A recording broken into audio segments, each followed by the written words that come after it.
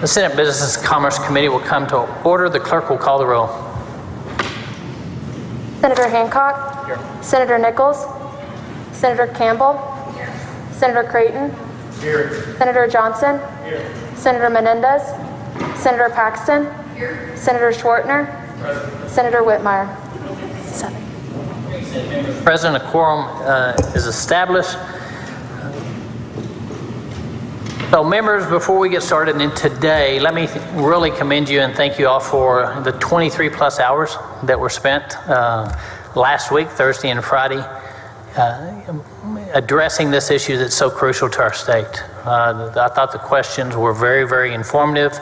Obviously, everybody came well prepared. I thought it was very bipartisan. I thought we took what we needed to do. We recognize that this is an issue that significantly impacts citizens across the state and the need for us to get it right regardless of politics. And I felt like that's what happened last week, and so I want to thank you all for your excellent work there. I do want to remind the public we do have a portal that you can go to and provide public comment on that, on those issues. Last week was a portion of it. It was kind of in the introduction of where we are, and again, we took that from, as you saw, from the wellhead all the way to the homes.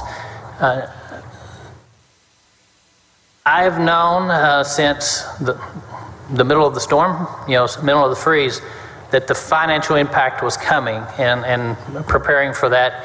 This committee today, what I'm going to try to do is try to keep us very, very focused on the financial aspects of the impact of what we've experienced across the state. Being mindful that Texans will be impacted one way or the other. Government has no money. It is the taxpayers' money. And consumers will be impacted by what occurred in the freeze with dramatic, as we heard, historic freeze with dramatic increases in natural gas, utilities, and so we're going to discuss that today. I tried to describe this to somebody as this is like playing checkers on 3 different levels, and then I had to correct myself and recognize that this is more like playing chess at 4 different levels. And so I know you'll be very tuned in, but feel free to ask what questions you want, but just be mindful the chair is going to try to keep us very focused on the financial piece, because this is significant to every single household, but it's also extremely significant to the economy of the state. What we do here impacts every business, every home that operates in the state of Texas and looks to do business in the state of Texas. So that being said,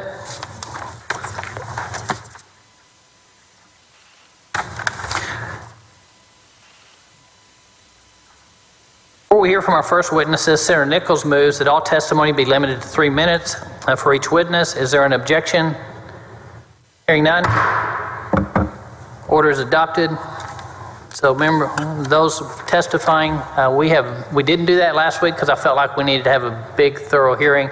Well, know that you have the 3 minutes, but I'm certain that there'll be questions following that. First, we're going to have Keenan Ogelman in panel 1, the Vice President of Commercial Operations, Electric Reliability Council of Texas. And members, we have tried to focus on the financial aspects, financial individuals from each of these entities. So if you would, Keenan, come on forward and state your name and who you're with.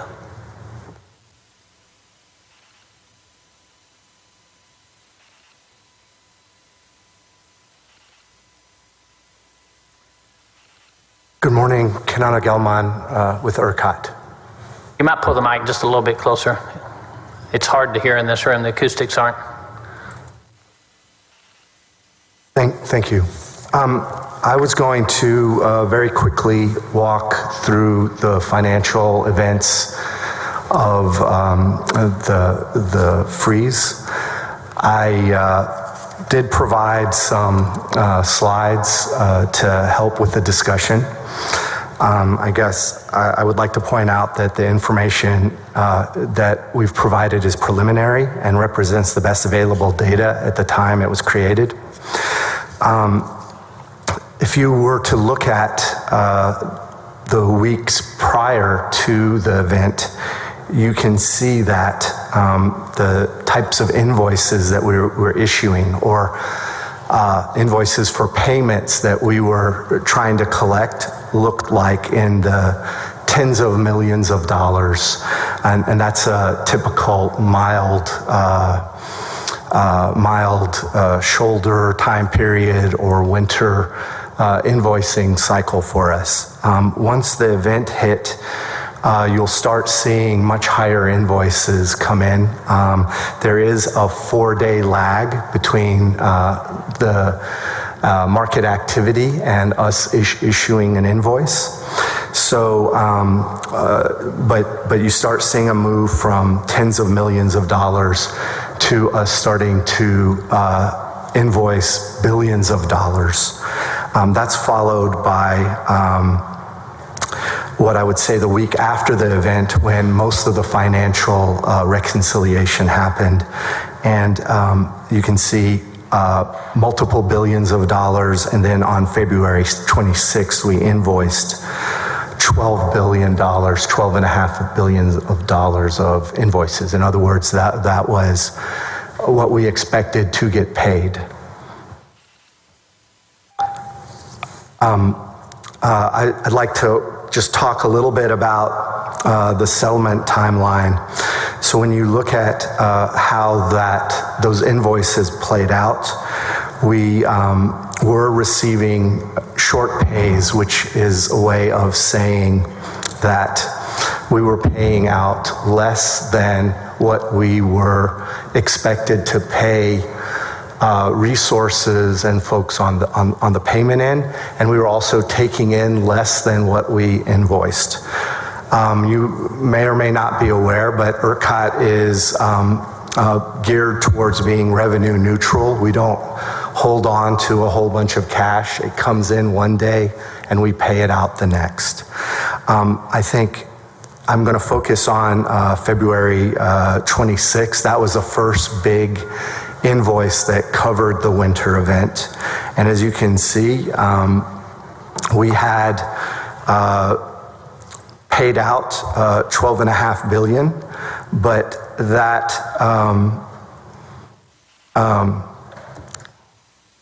and that ultimately was short over $1 billion. So even though we paid out this amount, you can see that it was short relative to what folks were expecting to get paid. The driver for that was an underpayment to us. On March 1st, that trend continued, but at a diminished rate. And again, that trend continued on March 2nd at a diminished rate.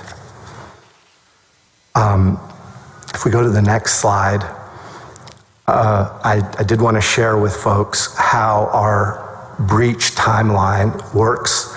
This is for both load-serving entities and resources, but we expect payment. We issue breach notices. Folks have a business day to cure, and then we can suspend folks if they have not made those payments. Over the course of this event, to help folks manage the financial consequences that they were facing, ERCOT did try to exercise as much discretion as it could around all of our activities, but there was the need for a balance between making sure that we gave folks the latitude that we could, but collected so that we could pay folks the amount that they were due. And I believe my 3 minutes is up, so I can stop right there. And Keenan, I do want to point out that 26, that was extremely high in part because of the pause that was given. Accurate? So it's really where everything else is a single day's event. That's 2 days of invoicing, correct? It is, it's, I believe, 3 because there was a weekend in there as well. Yep. Any questions, members? Senator Paxton? Thank you, Mr. Chair. members, and thanks for being here today. Related to this, last week, then Chair Walker indicated there was a glitch in the ERCOT computer system. What exactly does that mean, that there was a glitch? So I believe that reference was to an adjustment made during the event to push the price up to $9,000, if I remember her testimony correctly. What she was referencing was that although we were in EEA 3 and shedding firm load, we were not seeing the pricing at $9,000, which was expected given the value of lost load. I believe that is what she was referencing as the glitch. So did the system generate prices inconsistent with the rules as they're written? Or did they not generate the results you expected? The system was generating prices consistent with the protocols that we had. When the rules were written, there was consideration of whether there should be an adjustment to the price for firm load shed, and parties decided that that adjustment would not be made. However, during the event, what was observed was that as we got scarce, prices would push up to the limit per the protocols or the rules. And then when we shed firm load, additional reserves would be created that would drop the price down, and essentially that had some follow-on consequences in terms of units being able to run according to the instructions.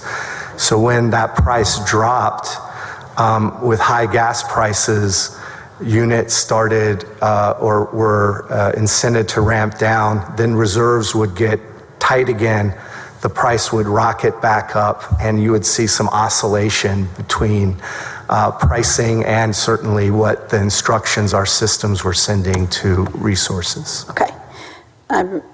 So the model was working according to the protocols that, as they were written.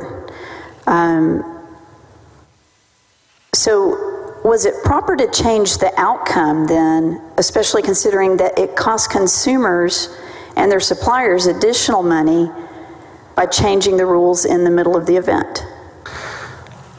So I think the decision, the two sides of the decision was that the oscillation that you saw with the prices put risk on additional resources potentially tripping offline and making the problem worse.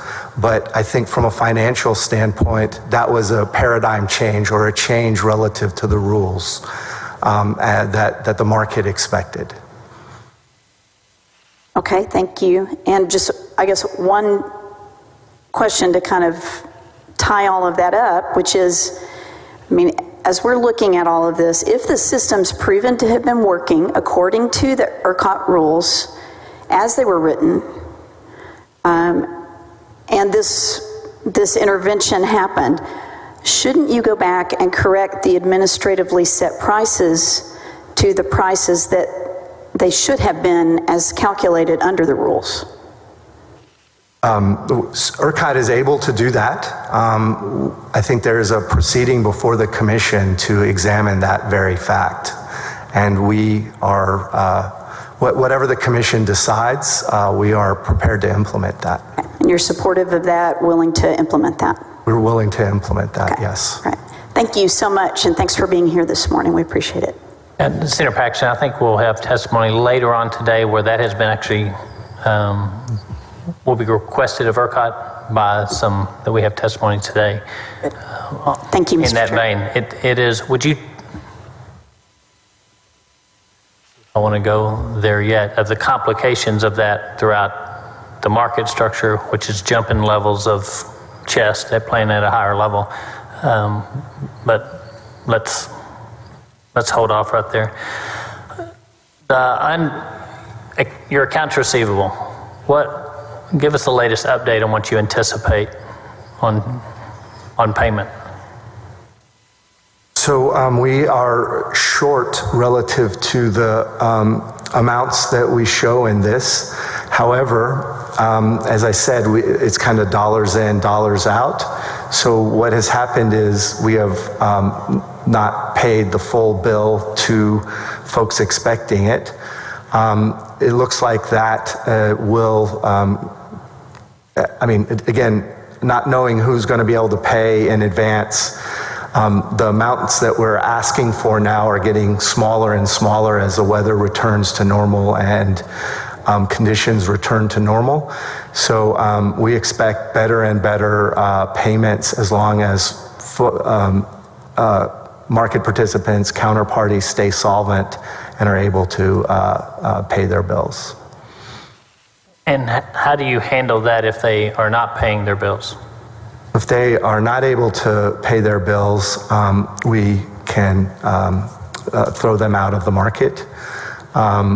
The first thing we do is to use their collateral to try and pay bills, and that is still in the process because depending on the quality of collateral they have, it can take some time. Cash, of course, we can use very quickly, but letters of credit and surety bonds progressively take longer. There are some folks that have declared bankruptcy, and I don't know if we will get any dollars back in the near future there. We do have a process where we make parties that are from us paid short whole over time. That process is kicking off. However, I would caution you that has some caps and limits on it in terms of the rules. Yeah, give us more detail on that. So the rules say that we can create an instrument within 90 days of the event, but we can only bill however much that total is, 2.5 million every 30 days. We can only pull in 2.5 million and then pay that out. So if you had a couple of $1 billion short, that would take thousands of months to pay off. And that process is essentially spreading that 2.5 million that you're capped at across the market. Yes, the 2.5 million is assigned by a kind of participation share within the market, and we try not to double count. So if you're a load and a generation, we take the higher of the two, but if you're a trading entity, you pay your share, loads pay their share, CRR account holders pay their share. So you have entities that are maybe parent companies that you buy from and then you sell to, and you're talking about those exchanges taking place. Correct. And what is your estimated shortfall based on what you're seeing so far? I know we're not all the way into it, but what would you estimate the shortfall to be to date? So as of right now, we've short paid a little over $1.66 billion. I would expect additional short pay to come in, but in the single millions of dollars, not anything as big as what you saw on February 26th and March 1st. So your receivables, you're expecting your receivables to be short less than $2 billion? At this point, that's what we've experienced, and what we're seeing is that is not increasing at a very high rate. We're, I guess the best way to say it is, we're back to kind of invoicing around tens of millions of dollars per day, and shorts on that, if it were 10%, is a much smaller number than when I was invoicing $12 billion a day. Thank you. Senator Campbell. Thank you, Mr. Chairman. Good morning. So what you just described regarding the 2.5 million per month that you're able to bring in, you were describing default uplift? Yes. And how that's spread out. Okay, just want to make sure about that. And so, as I'm learning about all this, ancillary services charge is based on a formula that can be affected by peak pricing, correct? That is correct. And is it true that the ancillary service charge was multiple times higher than just the use for the market-wide power cap? And if so, why? So I probably need a little explanation about ancillary service charge, how that compares with the market cap charge, and why was there an increase there? That's a great question. So the cap on offers that an entity can put in is $9,000. But we saw ancillary services clear and responsive reserve service in particular clear above $20,000. And the way that can happen is that these ancillary services are our backstop, our protection against any further shocks to the system during the event. So if we're already shedding firm load and another unit trips, we need these ancillary services to stabilize the system. The way the price can come out higher is that we want people to be indifferent between an energy award and an ancillary service award. So what we do is look at what other things, activities they could have pursued, and that helps us calculate what the price would be to keep them indifferent. So in the example of a $9,000 price clearing in the day ahead, what you would see is even a zero offer for ancillary services to make them indifferent relative to energy would clear at $9,000. Then there are other ancillary services that they could provide, and we need to make them indifferent to that. And those were also clearing at $9,000 at the time. So that would take the price up to $18,000. And then lastly, if they put in an offer of some sort, that reflects their view of the risk of providing that service, and that's added into the calculation. And that's how you end up with prices far in excess of the $9,000 offer cap. I guess I would say that as we go forward looking at things that can be changed in the market, because that's quite a driver to the bill that the market participants have. And I mean, that's got to be looked at. It will be. Have any suggestions? Well, that goes more to operation rather than finances, so we'll save that for further on down the road. Thank you. Thanks, Senator Campbell. We'll be bringing some things forward that addresses some of the ancillary service charge changes. Tell us what happened specifically with ancillary service charge and what the next few days may occur within ERCOT. So most of the ancillary service charges, if not all, are already included in the amounts that we've invoiced. You've already invoiced them. Correct. And then what happened? So for many, especially on the load end, they were not hedged for that price. So we take the ancillary services that we procure and assign them on a load ratio share basis.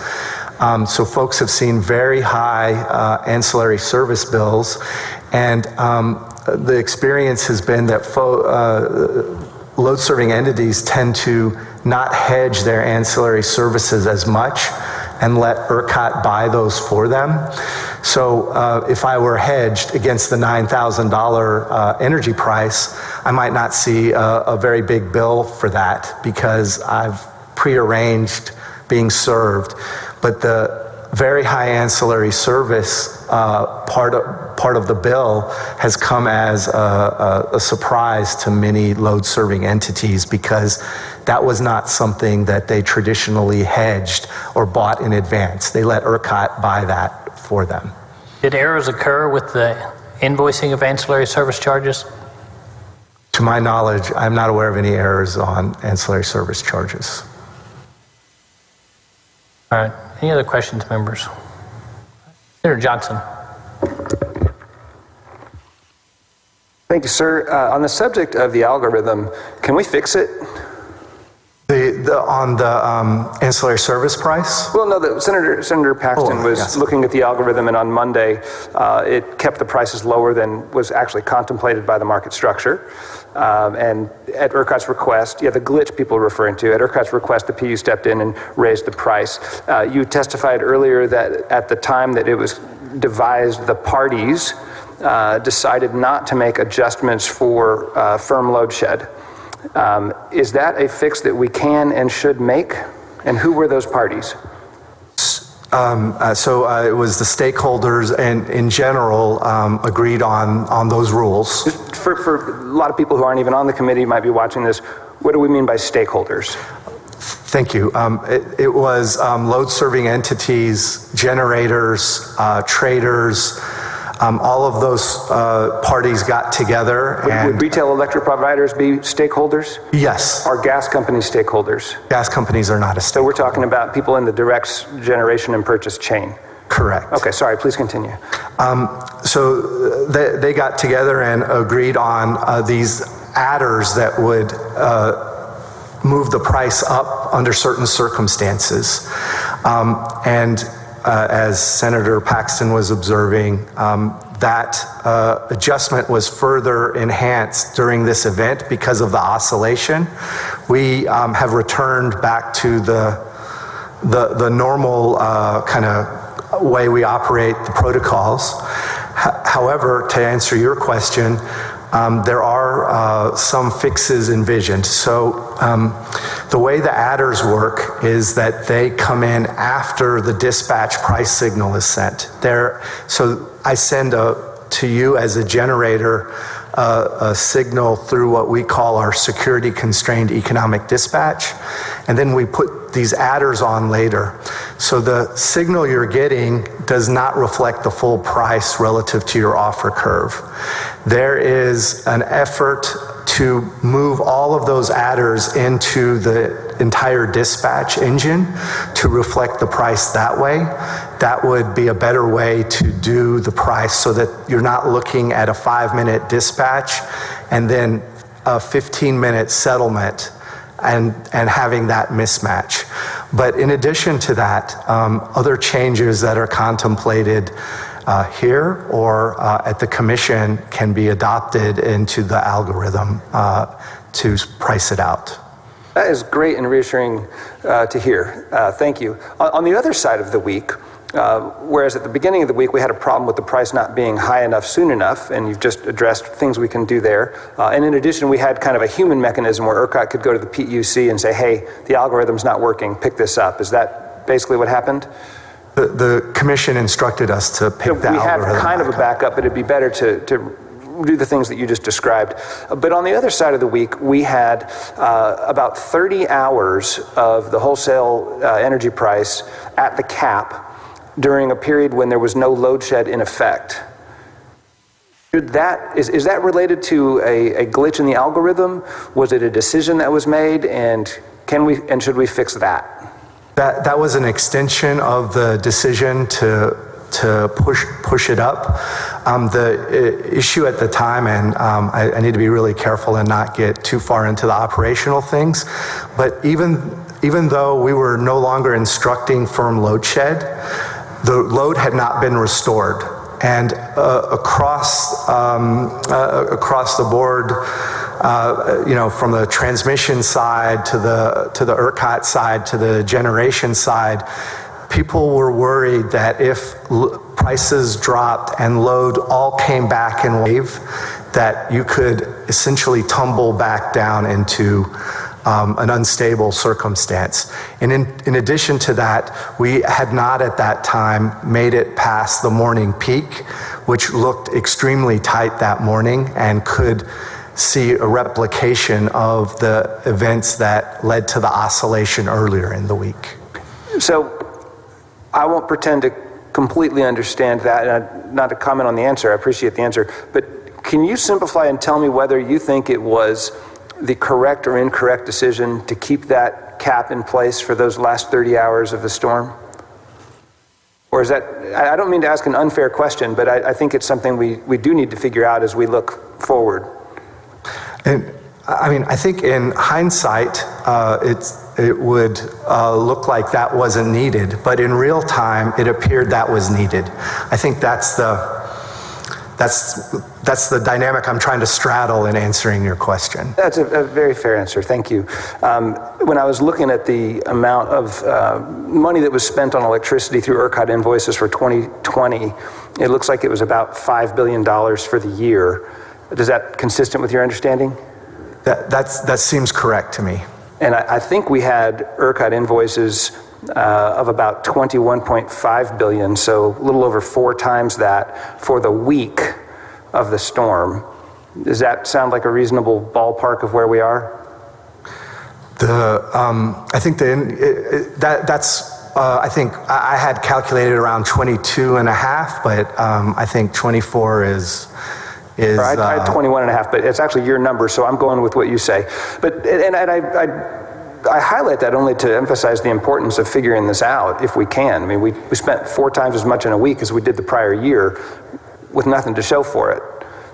And that's just, I'm not faulting anybody, that's just the way the system operated. Okay, a couple other things. You mentioned, Senator Hancock talked about bankruptcy. As you understand ERCOT's position in a bankruptcy case, you don't have any preferential treatment and priority under the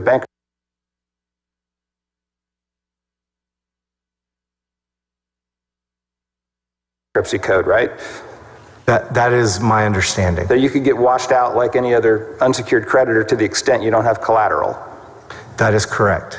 Is the kind of collateral that ERCOT requires, you've got cash, you've got letters of credit, you've got surety bonds, is that a factor in vulnerability? Should we require different kinds of collateral, or is that structured the right way?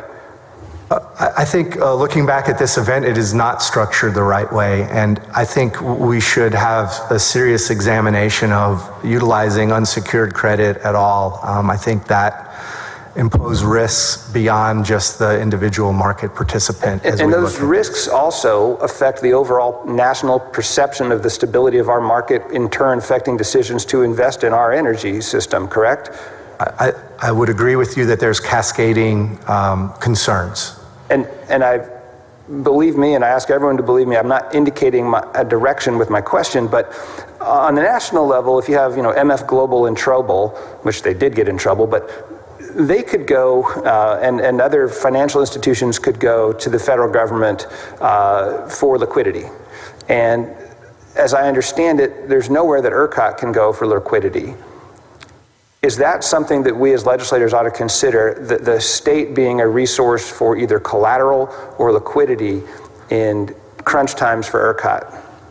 I think this event has demonstrated at least consideration of some kind of bridge instrument. I think it is for you to decide, but I think if you look at this event, timing is part of the issue of the pressure on the various businesses here, and they do have revenue streams, but getting hit with, as you pointed out, $24 billion of invoices is really hard to bridge in 1 week.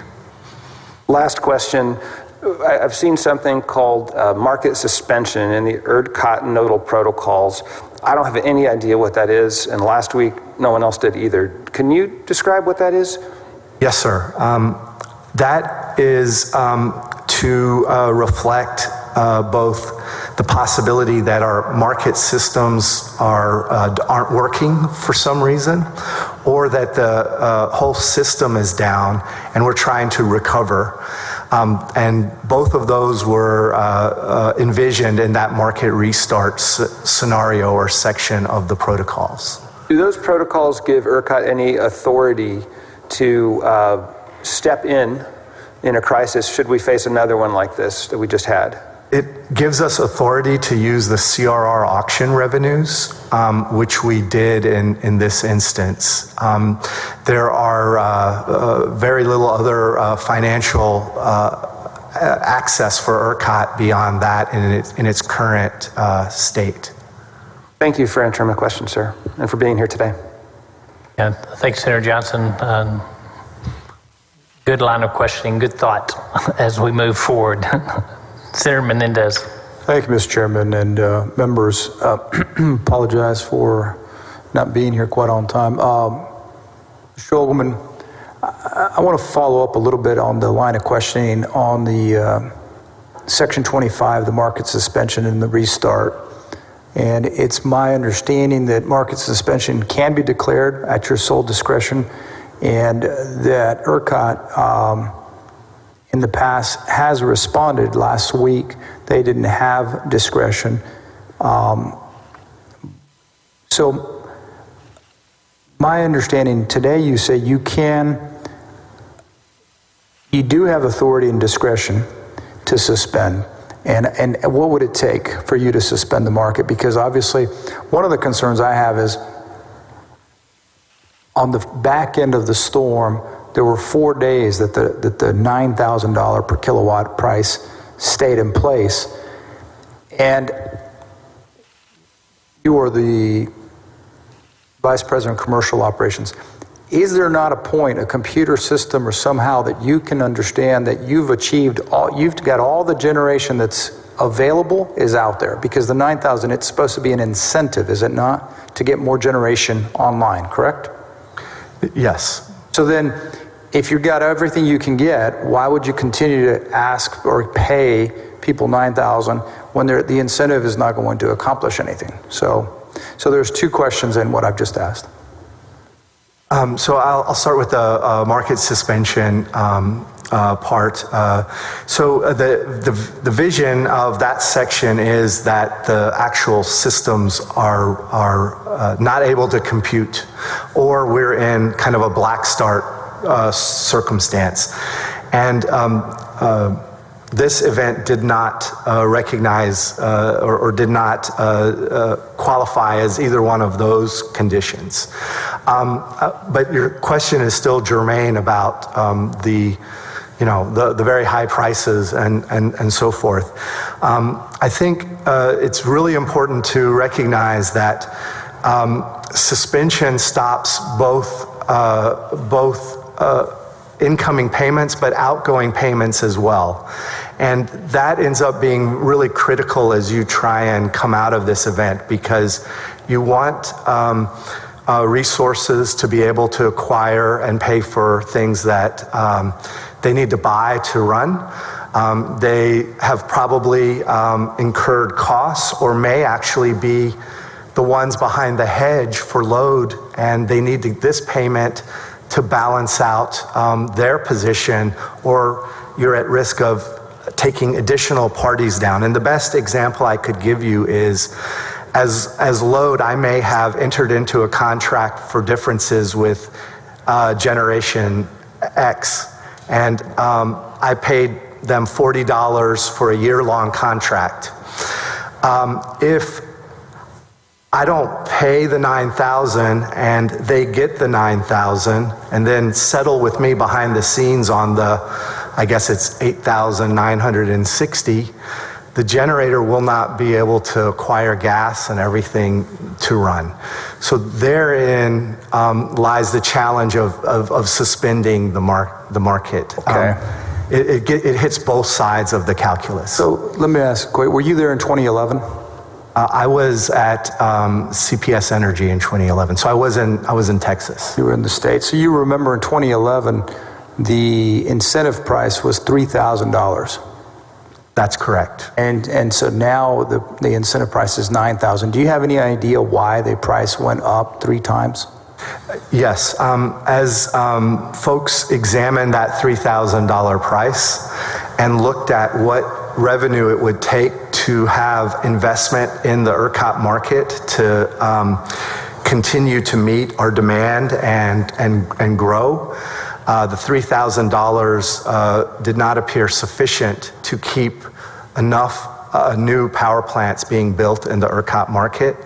And the commission had the Public Utility Commission had a hearing on that, discussed various options, and decided to increase that cap to $9,000. The Public Utility Commission took a vote on that? Yes, I mean, it was a project. All the parties I shouldn't say all the parties, I should point them out. Generators, load, municipal electric cooperatives, all the folks that are involved in the electric market weighed in, and a decision was made. Very good, thank you. So with the egregious prices going on during the storm, what timeline have you guys given the municipal utilities to pay their debt? And do you have any idea have you reported that? Did I miss that in your testimony? Their time is the same as all other market participants. So they have 4 days to pay. After we tell them what their invoice is, they have 4 business days to pay. And then we take that payment and pay it out to municipal utilities as well on the next day. Do you have any thoughts or plans to help resolve some of the financial obligations between the market participants and ERCOT? I think going forward, as we talked before, collateral I think ends up being important. We've tried to work with where we can with mismatches for all kinds of parties within the market. So if they had something due on one day, but they had a big payout the next day, we tried to net that so that they didn't have to come up with the cash. So we did try and help them bridge what they were doing, and I think that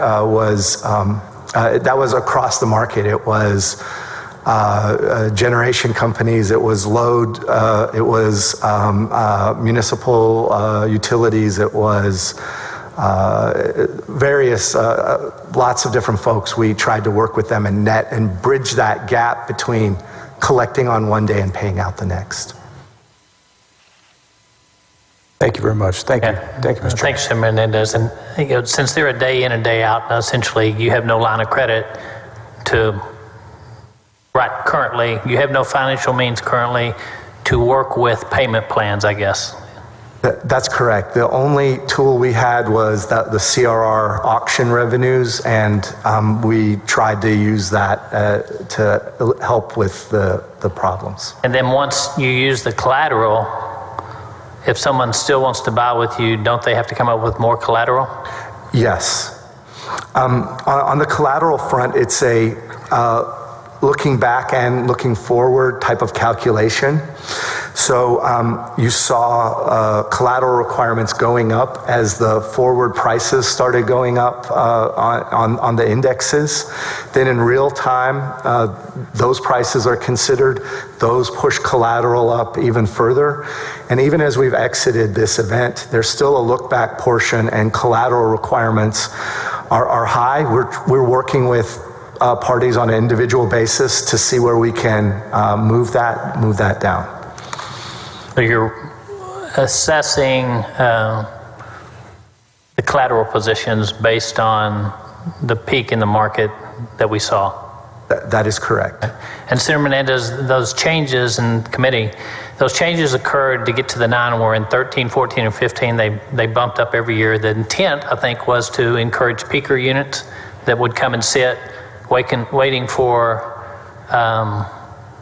the wind not to blow and the sun not to shine, so that they could actually make some money and sit on the ground.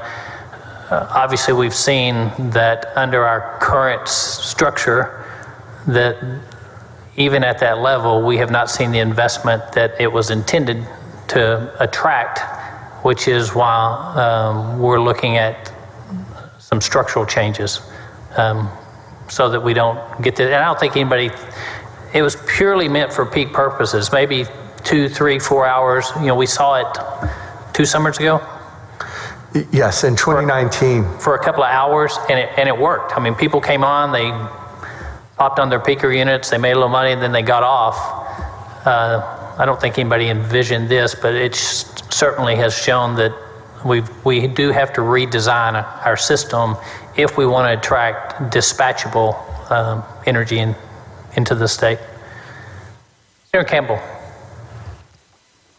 Thank you, Mr. Chairman. A couple of things. So when we were talking about ancillary services, and he said, was there a glitch? Our chairman asked if there was a glitch in that, but didn't ERCOT make payments to those that normally provide some ancillary service? But since there was a failure to provide, in retrospect, look back and goes, oops, we shouldn't have made those payments, and now you're asking for a clawback. Yes, so the way things normally work, and of course that week things did not work normally. So, but what happens usually is if you're made an ancillary service award and you are not able to perform, what we do is we go and buy replacement reserves and charge you for that, and usually that price is much higher. There was nothing to go buy and charge you for, and as a consequence, there was no mechanism to claw that back for non-performance.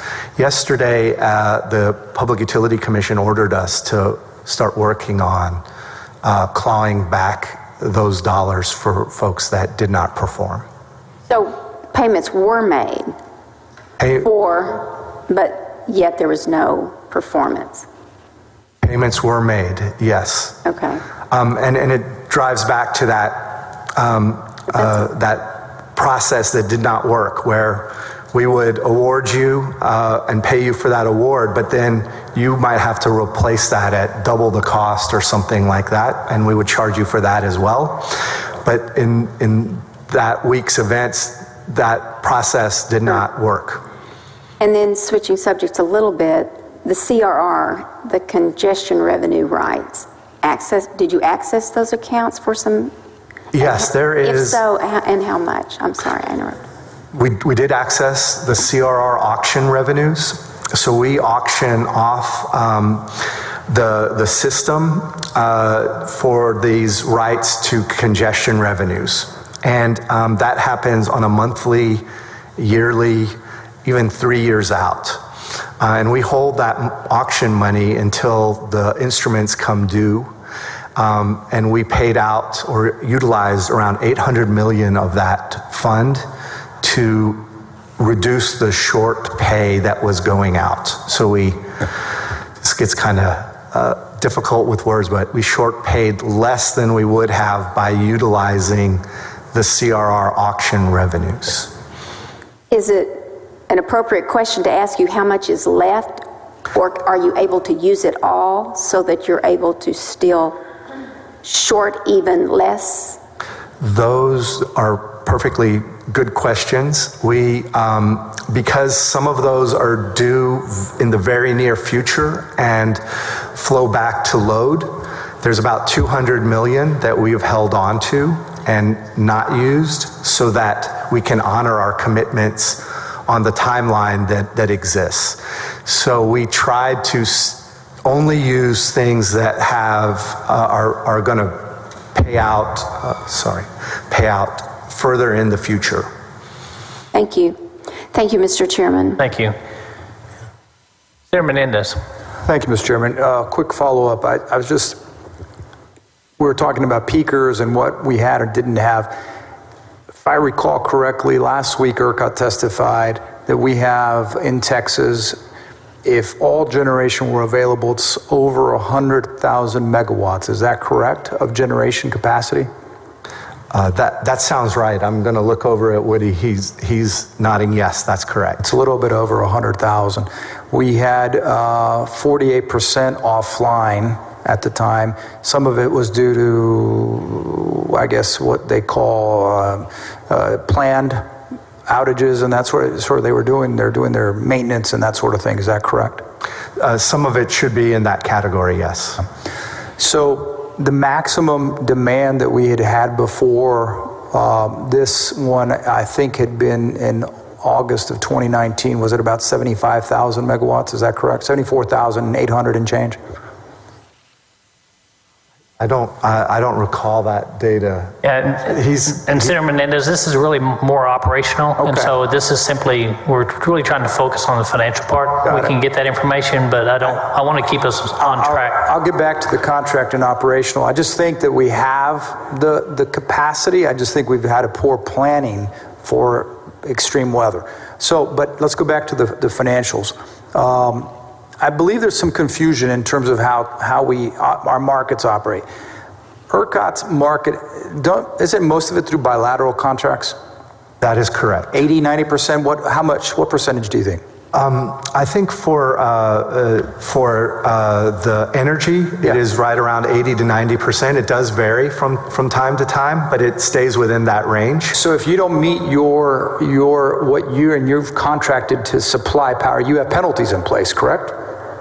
Yes, I mean, you have to replace that power because you've taken on an obligation to put power on per your contract. Correct. And so those penalties apply to every form of generation, whether it's thermal or renewable. Everybody pays a penalty if they don't put the power on that they're supposed to. Is that correct? And I mean, depending on their contracts, but the answer is yes. Yes. Thank you. Thank you, Mr. Chairman. Thanks, Mr. Menendez. Any other questions? And I want to point out, as we calculate those numbers on operational, if you'll remember, it's very seasonal, and we use nameplate, which renewable was about a third of what their nameplate was in the calculation. So you got to remember, 2/3 of that number on renewable is not what we saw. We need to get away from that nameplate. Yeah. Yeah. Senator Nichols. Thank you, Mr. Chairman. Since the event has hit, I've heard a lot of different numbers, some high, some very high, some up in the stratosphere. And I'm looking at some of the charts right now that talk about the 12 and 13 billion with about $1 billion or so shortfall. But if I'm trying to explain this to people back home, and there's people back home watching, I need to take my story and get it on a simple basis. So I'm thinking in terms of before the event, let's say typical day, after the event, typical day. What would be a typical day billing, gross? It's the kind of $11 million, especially during the winter and spring months. We are invoicing around $11 million. Okay, so before and after the event, I don't know if it's exactly, but that's close. So 11 million? 11 million. Okay, a day. During that event, the roughly 4 days, 4.5 days, that 11 million a day went to about how much when you're at 9,000? Early on, it was around $1 billion a day, and it multiplied into around $4 billion a day. Okay, so when we add all that up, that's how we get the roughly $13 billion number? Yes.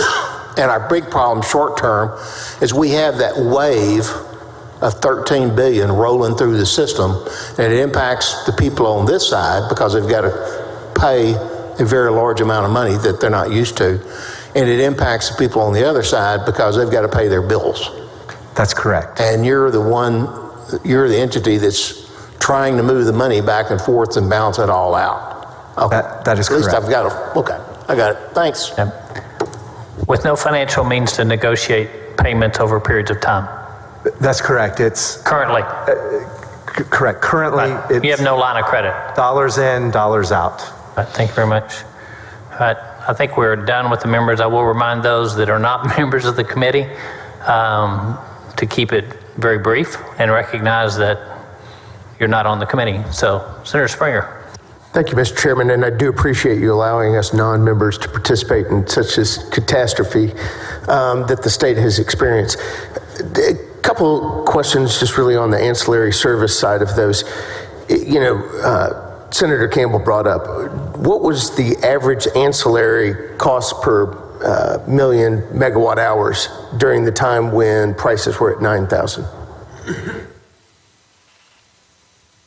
I'm sorry, I don't have that number, but I can get it for you. Okay, I would love to have that number. I mean, in visiting with some of the REPs, they paid as much as $21,000 a megawatt hour on the ancillary services, heard rumors up to $28,000, and so trying to figure out if that was a 1 or 2 hour period of time or if it was more.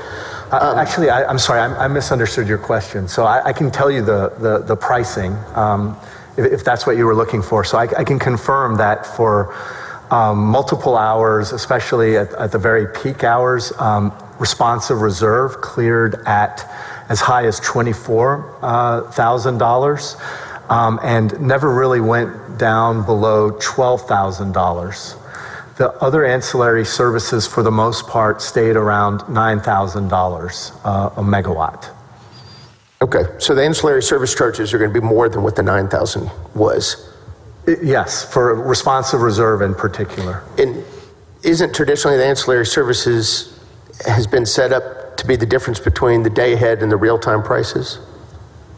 They are, I would not say that. I would say ancillary services are reliability services that we procure and set aside in case during real time something goes wrong. But we buy them in the day ahead. But they are for operational purposes in real time. And I guess I get to that because when the day ahead becomes the 9,000 is set, there is no day ahead market anymore. And the day-ahead market was pricing out at 9,000. I think there's... Because once the PUC set it, I guess is why I would say that both of them then would match. And I guess that gets to my hedging question, which is, you know, we heard testimony last week that it was about impossible to hedge the ancillary service charges effectively. Would you agree with that? I think it's much more difficult to hedge the ancillary service charges. I think that market is just doesn't, folks have traditionally let us buy that for them. So what I've heard on a kind of spot basis talking to folks is that ancillary services are usually hedged at around 50% at best, versus that 80 or 90% that I was discussing with on energy with Senator Menendez. And I was surprised to find out that some folks, or at least a few of the REPs I talked to, their ancillary service charges were more than they spent for this 1 week than they spent the entire last year on both power and ancillary service charges. And so the magnitude of understanding that is, and I appreciate you helping me get up to speed with that. And my last one, in the history of ERCOT, have we ever had a municipally owned utility have a default event where they would cause uplift to the rest of the market? There may have been something before my time, but I don't recollect. Okay, only because you've got taxpayers backing municipal, I can't imagine that would have, but I just was trying to clear it. Thank you very much, Chairman. I appreciate it. Any other questions, members? Senator Alvarado. Thank you, Mr. Chairman, and again, appreciate you allowing non-members to ask questions. What would you say the state of the health of the finances are for ERCOT right now? I think for ERCOT Inc., we're in relatively stable circumstances, but ERCOT as a market is under a lot of financial duress. The numbers that we were talking about before in the billions, and folks trying to make those payments and being dependent on those payments to cover their downstream costs, the market is under quite a bit of duress. Would you say y'all are watching every penny right now? Yes. So I know that last night, your CEO was was let go of. Did he receive a severance package? I do not know.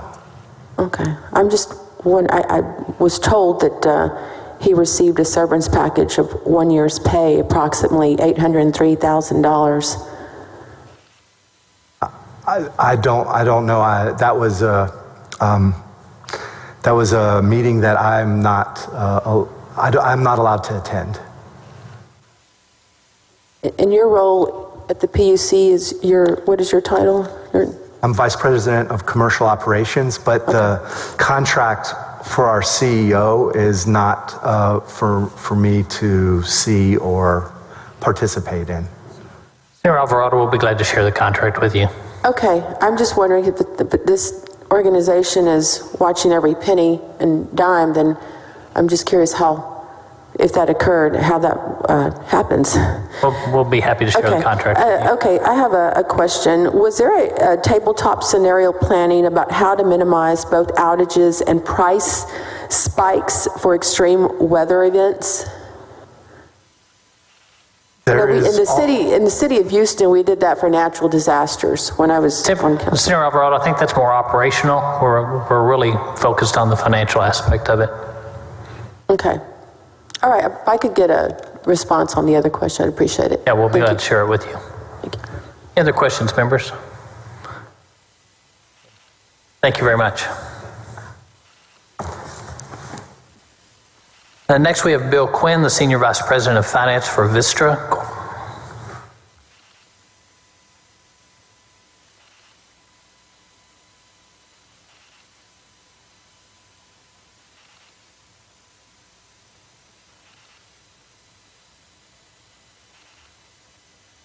You would state your name and who you're with. Sure. Bill Quinn, Senior Vice President of Financial Planning for Vistra. Good morning, everyone. Thanks for the opportunity to be here today to provide some insights on Vistra's financial experience during this extreme weather event. Despite our best efforts to be fully prepared for this particular cold stretch, we endured our share of operational challenges on the generation side, especially with fuel and handling, ultimately resulting in a preliminarily estimated financial loss of approximately $900 million to $1.3 billion. Generally, the way to think about how we incurred this financial impact is that we had obligations to provide more electricity, including to customers from TXU Energy and other brands, than we were able to put on the grid throughout the week. We had to replace this by purchasing power at $9,000 for every megawatt hour, where our obligation to customers and counterparties was above the actual generation level of our plants. It's important to emphasize that we started the week with excess generation on Monday, February 15th. On the generation side of our business, we walked into the event well set up to manage the risk. Our retail customer obligations, even in a weather-driven, high-demand scenario like this, were still able to be reasonably served. We intentionally maintain extra unsold generation capacity to manage through periods of high customer demand due to weather and/or any incidents of plant outage or failure. Unfortunately, despite the tremendous efforts of folks across the company to put megawatts on the grid at all costs, we did experience some limitations in our ability to generate. Some of these limitations were out of our control, and some were not.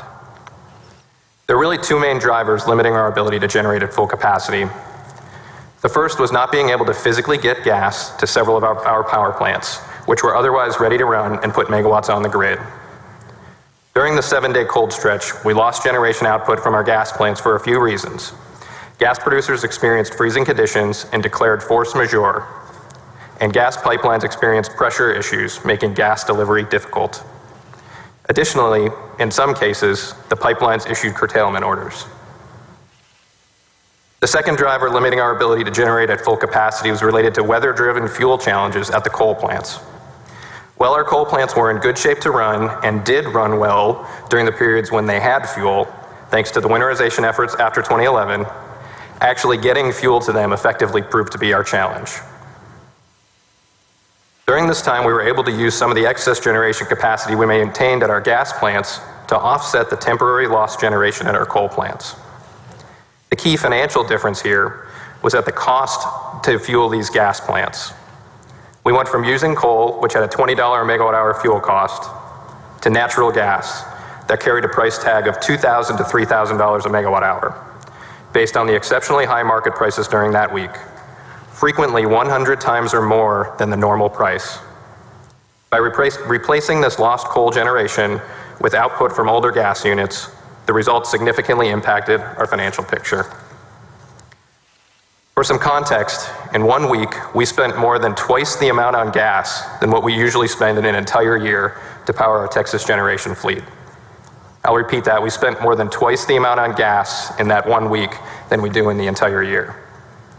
I can certainly tell you, however, that the potential financial outcomes were not on the minds of any of our team members during the height of that storm. Our job one is to power Texas to the best of our ability, and that's what we did, working every possible opportunity to find alternative gas supply at any cost, with directive from all levels to do whatever it takes at any and all costs to keep as many lights on as possible. We've talked a lot about the generation side. Just briefly on the retail side, we've got over 2 million residential customers in ERCOT, the majority of whom have long-dated agreements with locked-in rates for a number of months or years. Vistra's assured residential customers across its retail brands that they will not see any near-term impact on their rates due to this winter event. As you likely know, retailers serve customers throughout the state of Texas, but for some, like Reliant, owned by NRG, and TXU Energy, owned by Vistra, their load obligations are disproportionately skewed to Houston and DFW respectively. Why does that matter? Because when the grid was locked down in the early hours of Monday morning, the customer obligations were quite different between the load centers, leading to what appears to be a 2-to-1 curtailment of load obligations in Houston as compared to DFW. In the end, DFW retailers took on a greater proportion of the load obligations versus the expected in normal conditions, and that has financial impacts. It's very hard to accept that Vistra's generation fleet put more megawatts on the grid than any other generator and greater than our normal market share, and we took a significant financial loss, mainly due to uncontrollable events yet to be fully explained. We have some ideas and thoughts on market considerations, and would be happy to address any of those in Q&A. Thanks.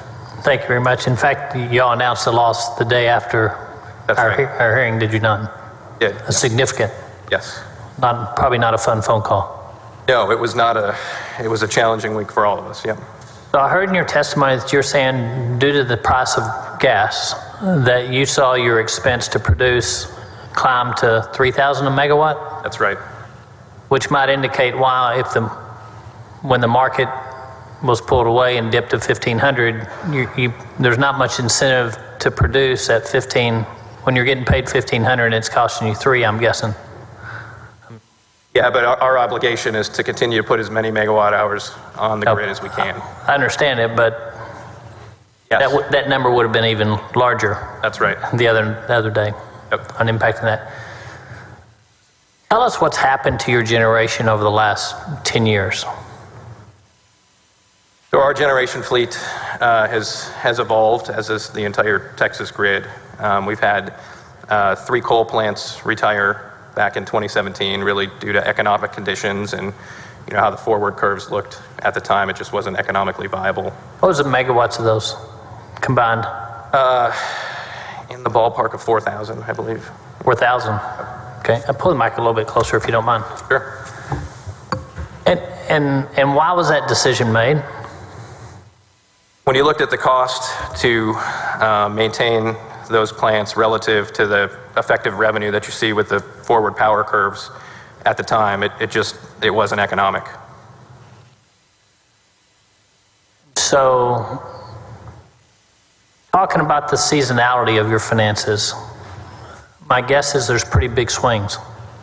There are pretty big swings, particularly when you think about the generation, during the winter months, and then of course during the summer months when you've got, all of our plants effectively running, 100% of the time and on really hot days in August. But you can certainly see that in the winter months as well, like we saw in February. Do you make any money in the summer? I mean, on your generation side. We do, yeah, and it really depends on where the prices end up, and those prices, as all of you know, are dependent on what's the supply-demand characteristics, and do we see scarcity or not during those periods of time. And a lot of the way that we manage our business, is, again, as you probably know well, is we effectively hedge forward our generation into future periods at a locked-in price. And we hear that word a lot. Would you talk about that a little bit, how that actually plays in the marketplace? Sure. So we have an expected generation, how much we're going to generate for any particular plant, and that's sold forward to, there's two different ways that it can serve load. It'll serve our internal load with TXU Energy and our other brands, and then it can be sold forward to other suppliers that we serve. And you'll see banks and other counterparties and traders and others buy that supply. Typically, though, we have an excess of generation relative to the load we're required to supply. And because you're on both ends, right, from a cash flow standpoint, obviously better off than someone who's just doing one or the other. That's right. Yeah. The concept of the integrated model is general stability, between you're serving the retail customer, you're generating the load, and that helps keep stability in the financials, and it also helps keep stability for our customers in terms of, maintaining relatively reasonable prices. And that's kind of what ERCOT was talking about, working that out so that you're not coming up with a lot of cash, but then and it's just passing through, and you just make up the net. Yep. I'm assuming. Mm-hmm. Yep. Okay. Any questions, members? Sarah Paxton. Thank you, Mr. Chairman. And thank you for being here this morning. We appreciate it very much. You've kind of touched on these, but if you don't mind, I kind of just want to walk through these sequentially and just to make it very, very clear. So, were you or were you not hurt financially by the PUC's decision to administratively set prices at $9,000 per megawatt hour during the week of February 15th? We were hurt by that financially. As I mentioned earlier, when we walked into the beginning of the week, all of our assets were working well. And on Monday, when we started to see scarcity, you saw the prices from ERCOT did not reflect that scarcity, which was surprising. And then on the back end, Thursday, Friday, they administratively did, even though the curtailment stopped. Do you think that prices should be revised to eliminate the administrative pricing? Yes. Yeah, the PUC came out with a first order, and then the second order effectively reversed the Monday decision, which was, just inconsistent. Thank you. I'm inclined to agree. Now, did you say that your customers would or would not, or the rates that your customers pay would or would not be impacted or increased, I guess? They would not be impacted as a function of this. We don't have customers on plans that, we don't offer those plans that move with wholesale power prices directly. Okay. So could you just kind of clarify for everyone that's listening or watching today, what's the difference between the impact on your customers, because this is not true for every customer in Texas. And so why is this true for your customers, but not for necessarily everyone? What's the difference? Yeah, it has to do with the contract terms. When a customer signs a contract, the majority of our customers are on term plans where they effectively lock into a rate over 1 or 2 years or 3 years period of time, and that rate is set for them. Now, your monthly bill may move in a month like February where you use a little bit more, but what will not change is your rate. There are some retailers out there that have, it's a small amount, but there are plans out there that effectively follow the wholesale price of power. And in that instance, customers may look for an opportunity to try and pay a little bit less at certain periods of time, and that may look attractive, but when you get situations like this, and when you get situations that we saw in the summer of 2019, customers will see very large bills, as I'm sure you guys have seen. Does it have any relationship also to just the way you're structured? Yeah, I think again, that's the nature of the integrated model and the way that we structure our business. We think it sets up very well to have both the generation side of our business as well as the retail side. That matches well because residential customers, when it gets really hot or really cold, they use a whole lot more. Instead of having to go to the market and pay whatever prices for that to serve our customers, we've got generation and we turn up the generation, and we're equally matched in that sense, if that makes sense. You're sort of internally diversified. That's right. That's the idea. And you may or may not be able to speak to this, but do you have any sense of maybe an estimate of how many munis or co-ops would have to raise prices on customers? It depends on what losses they took and if the types of agreements that they have with their customers, but they certainly may have to do that to to recoup some of the losses. Well, thank you for your testimony and for the thoughtfulness of your answers this morning. Appreciate it very much. Great.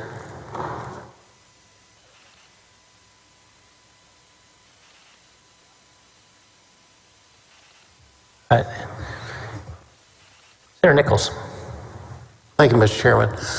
In your initial statement, you said toward the end, you said you all had some ideas to bring forward, but you didn't really have time to bring them forward. That's right, yeah. So is it something that takes an in-depth explanation with charts and stuff, or? No, I don't think so. Our company has submitted, I believe, some thoughts and ideas around this, but they're mainly going to focus on, all our grid is evolving, right, over time, and there's an energy transformation that's happening. And as that transformation happens, there's benefits and drawbacks to every asset type that we have. Some of the drawbacks as renewables continue to move on the grid and evolve, some of those drawbacks those are just intermittent. And it's literally, if the wind is blowing and if the sun is shining. So there's value in having dispatchable resources, and it's really thinking about how do we design a market that appropriately compensates those dispatchable resources to keep them in good condition and winterized and ready to go when we need them for periods like this. Okay, you just laid out the problem some of us are aware of, and then you asked the question, but you didn't really come up with an idea of how to solve that problem.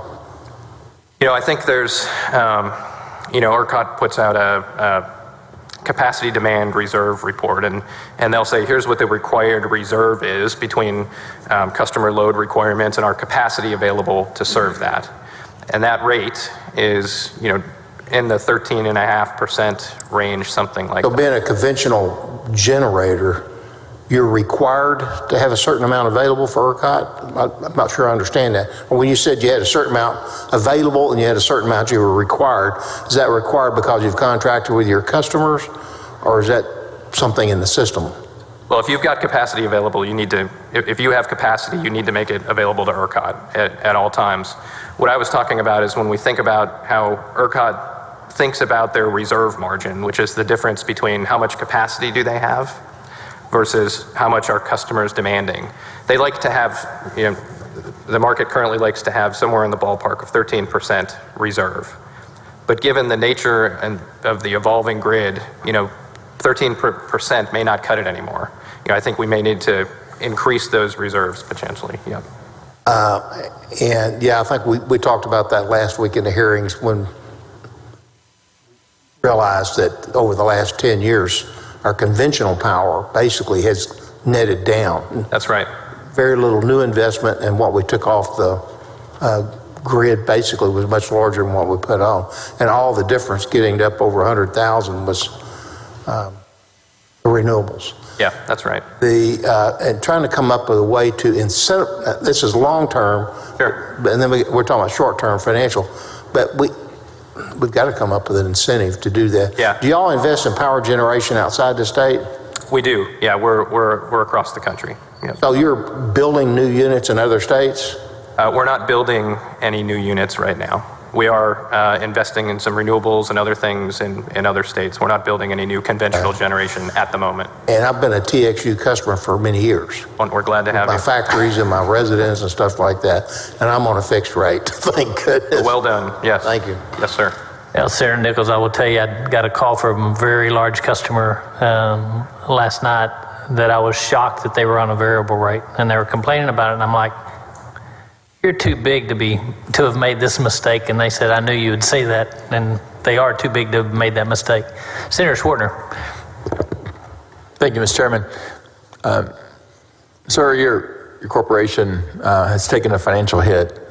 Can you just let the committee know what are the steps Vistra has taken in response to this financial hit? As the chairman said, I'm aware of your company, I'm aware of your stock price and the earnings that were released and the forward guidance that was given at that time. But what have you all done as a company? And then I'd like to contrast that with MOUs and electric co-ops have. Y'all are a diversified portfolio. In other words, you were aware of the risks associated with only being a supplier electricity or generator electricity. So go ahead, start.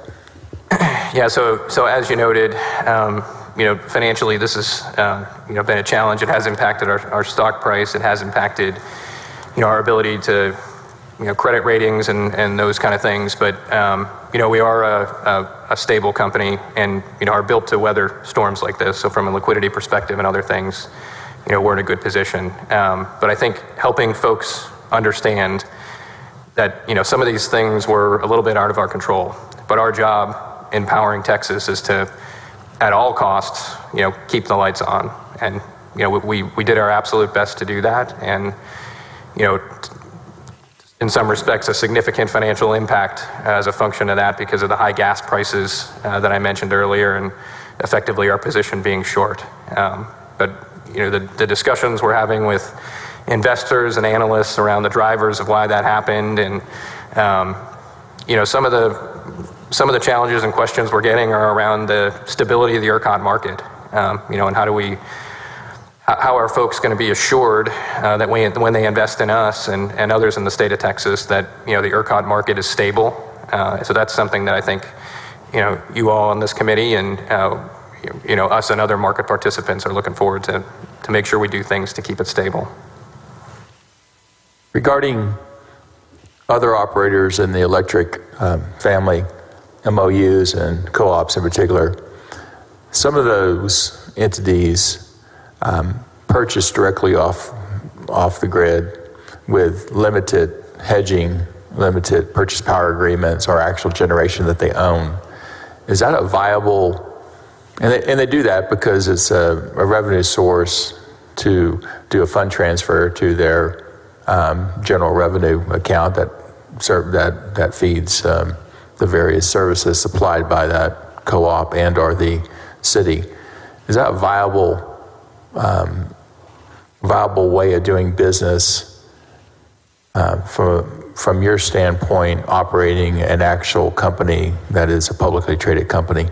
Are they at too much risk, not understanding that risk, entering into a market that sounds pretty stable, but actually has the potential for certain blow-ups, which affects those taxpayers and ratepayers in the city and in the electric co-op? Yeah, my view is certainly the latter. When you have a market where prices at any time are susceptible to go up to $9,000 a megawatt hour, that's a tremendous amount of risk. And if you're only on one side or the other as a supplier or a generator, if you're not fulfilling your obligations, you're definitely at risk of that. And when that's a cost that can potentially be passed through to your constituents, that's a pretty risky position to be in. And of course, those entities are looking for the state to backstop them for decisions that were made by city councils or boards to enter into this type of business without, in my opinion, the full understanding of the risk stratum that they were entering into. Yeah. Because of the market pricing situation here in Texas.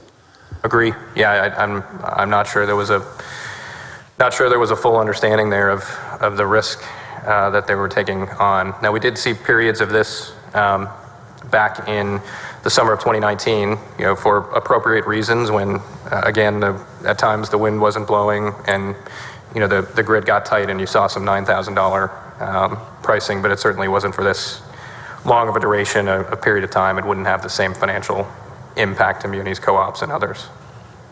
Thank you for your answers. Yeah, thanks, Senator Schwartner. It was interesting to see during the storm city councils who were also the board of the electric company complaining about their electric company. I'm like, well, you're the board. It's interesting what you see sometimes.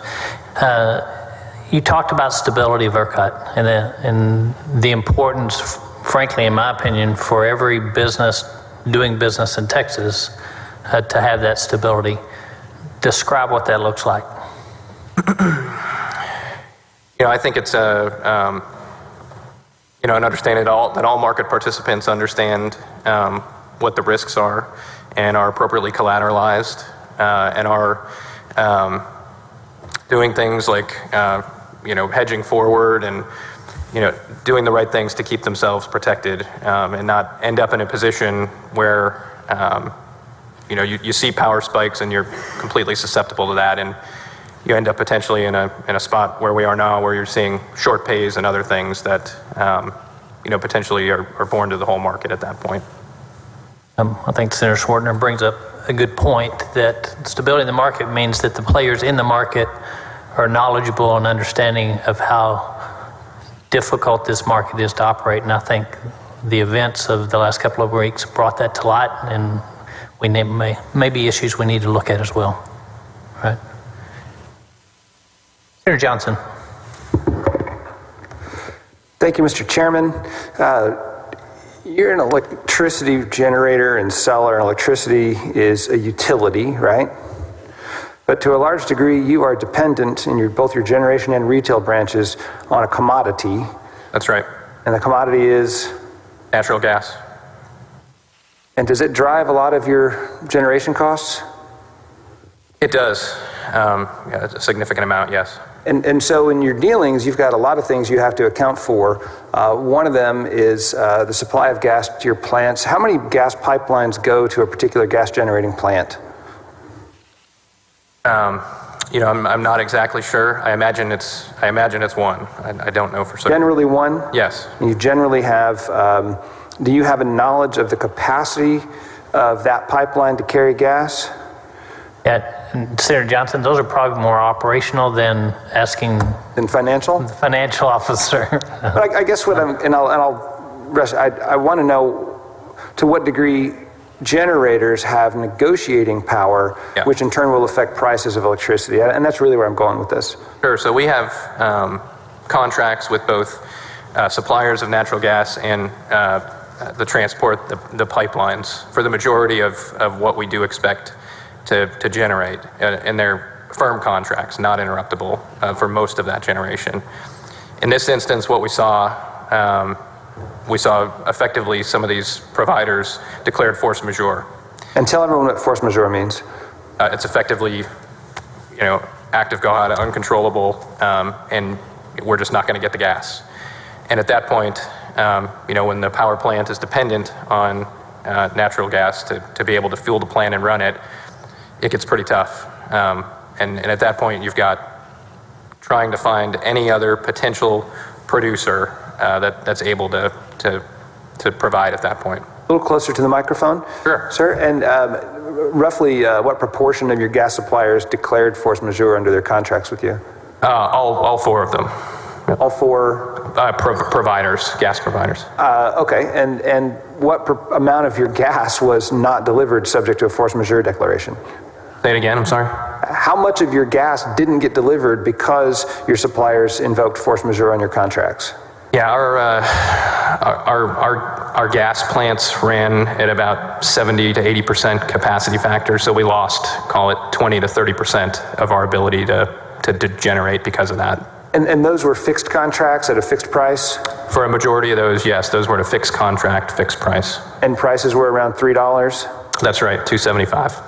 So there's a market that isn't regulated the way electricity is, that sells gas that the electricity market's dependent on, that declares force majeure. Did the market create incentives for gas companies? Well, could a ne'er-do-well look at the contract and say, if we declare force majeure and don't deliver gas at $3, we can go on the spot market and sell it at $900? You could potentially look at it that way. I have no evidence of, that they did look at it that way. No indication that that happened, but that would certainly be some pressure. Yep. Okay. Do you have any idea why there was a 2-to-1 curtailment as between Dallas and Houston? Yeah, that's a good question. It may have been early on. I know some of the power plants in the South Texas area had more outage than some of the power plants in the North Texas area. So that may have been the initial starting point. But what we see when we go back and look at the data that we have is that 2-to-1 kind of persisted throughout the week. And we're not sure why. We're not sure why. We're anxiously awaiting why, because as I mentioned earlier, it does have significant impacts, particularly on the retail side, and it effectively changes your power position. If you were short power or long power, it really then all depends on what percent of your customer base got curtailed.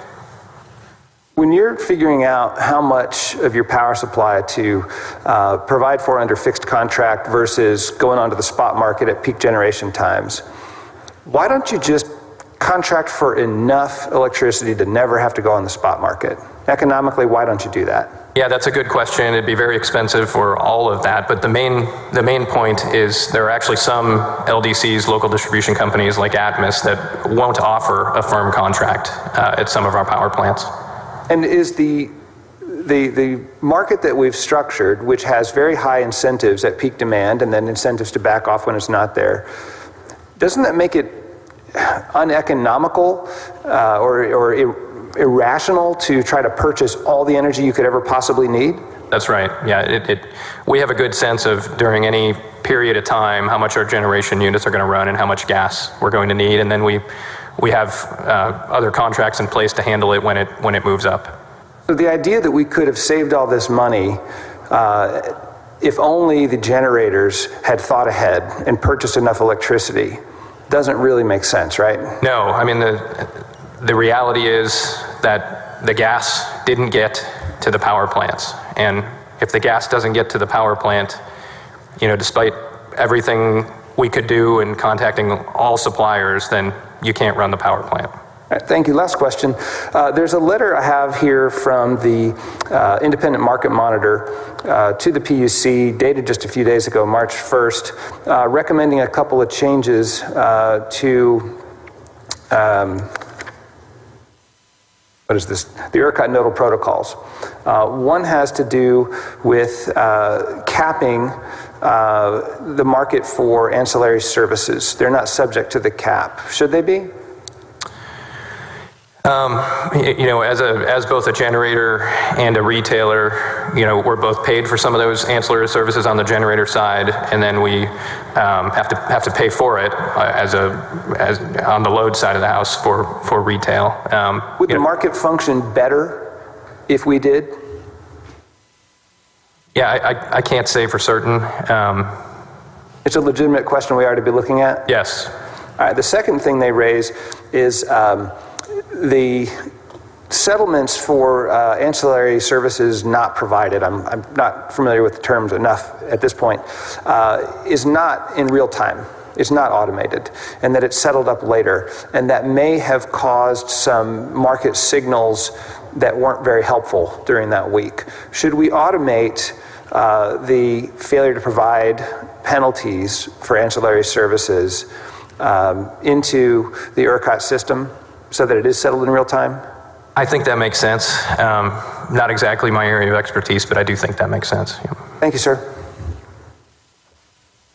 Senator Menendez. Thank you, Mr. Chairman. Mr. Quinn, thank you for being here today. You started your testimony by telling us how that Vistra had extra unsold energy when this weather phenomena started. And you said you had extra capacity, but if you failed to maintain the capacity because you couldn't get enough gas and coal to your plants. That's right. That's a quote. And then you went on to say that in 1 week you spent 2 times what you would spend annually on gas. Yep. So I have a question. Is it possible especially because we have the question of not knowing why there was a 2-to-1 difference between Dallas, North Texas, and Houston. And we've heard testimony from some of the CEOs of the generation plants that the lack of frequency, the lack of being able to maintain that frequency near 60 hertz caused some to trip some of the plants off. Could demand response help with these situations? It could. I mean, we did see some demand response kick in here, and you certainly saw some of the industrials and others go ahead and kick in. What about energy storage? Energy storage would help. When you think about this particular incident, most of the energy storage that you're seeing out there, the batteries are 1 hour to, kind of the longest being 4 hours. So, the duration of the event, really could change the outcome of the effectiveness of battery. The reason that I bring this up is this morning on CNBC, our Governor Abbott was testifying. He was being interviewed, and he talked about the fact that part of the reason that we had this crisis was that instead of shedding some load in a more slow response, it was a slamming of the brakes. Certainly was, yes. And maybe demand response, and this could have helped, because the last thing that you said here, just a second, this will be my last, you said the gas didn't get to the generators. So it wouldn't have mattered how many generators, gas generation plants you had, if you couldn't get the gas there. You got it, that's right. Thank you. And members, again, let's try to, we didn't bring operational people here, we brought financial people, and they can answer some of these, but let's try to keep it within the guardrails of that. I can tell you, I know for a fact that there was a plant that, because of what we heard the other day, demand in residents in Plano, that there was a plant that Vistra had that they wanted to get up and running. They even made some phone calls to try to get gas to that plant, but just didn't have the ability due to homes and demand in homes. So, yep. Any other questions, members? Senator Sprinkle, briefly. Thank you, Chairman. Thank you for being here. How effective were you guys on hedging the ancillary services? And I guess maybe, and let me say, or how easy do you find it to be able to do that hedge? As I mentioned earlier, we're on both sides of that equation because we're a retailer and a generator. So we will offer into the ancillary market for some of our generation capacity, and then we will, we'll hedge forward on the retail side as well to cover some of those costs. So, I think we're able to manage that effectively. So, because you do both sides, it's so easier for you. That's right. Okay. How do you guys handle the uplift charges from ERCOT? Is it going to be absorbed, or is it a pass through to the retail?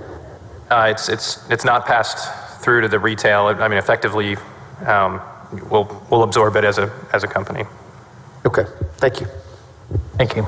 Any other questions, members? Thank you very much. Thank you for your time. Thank you. Members, next we have Kathy Webking, the Executive Director of General Counsel for Texas Energy Association Marketers.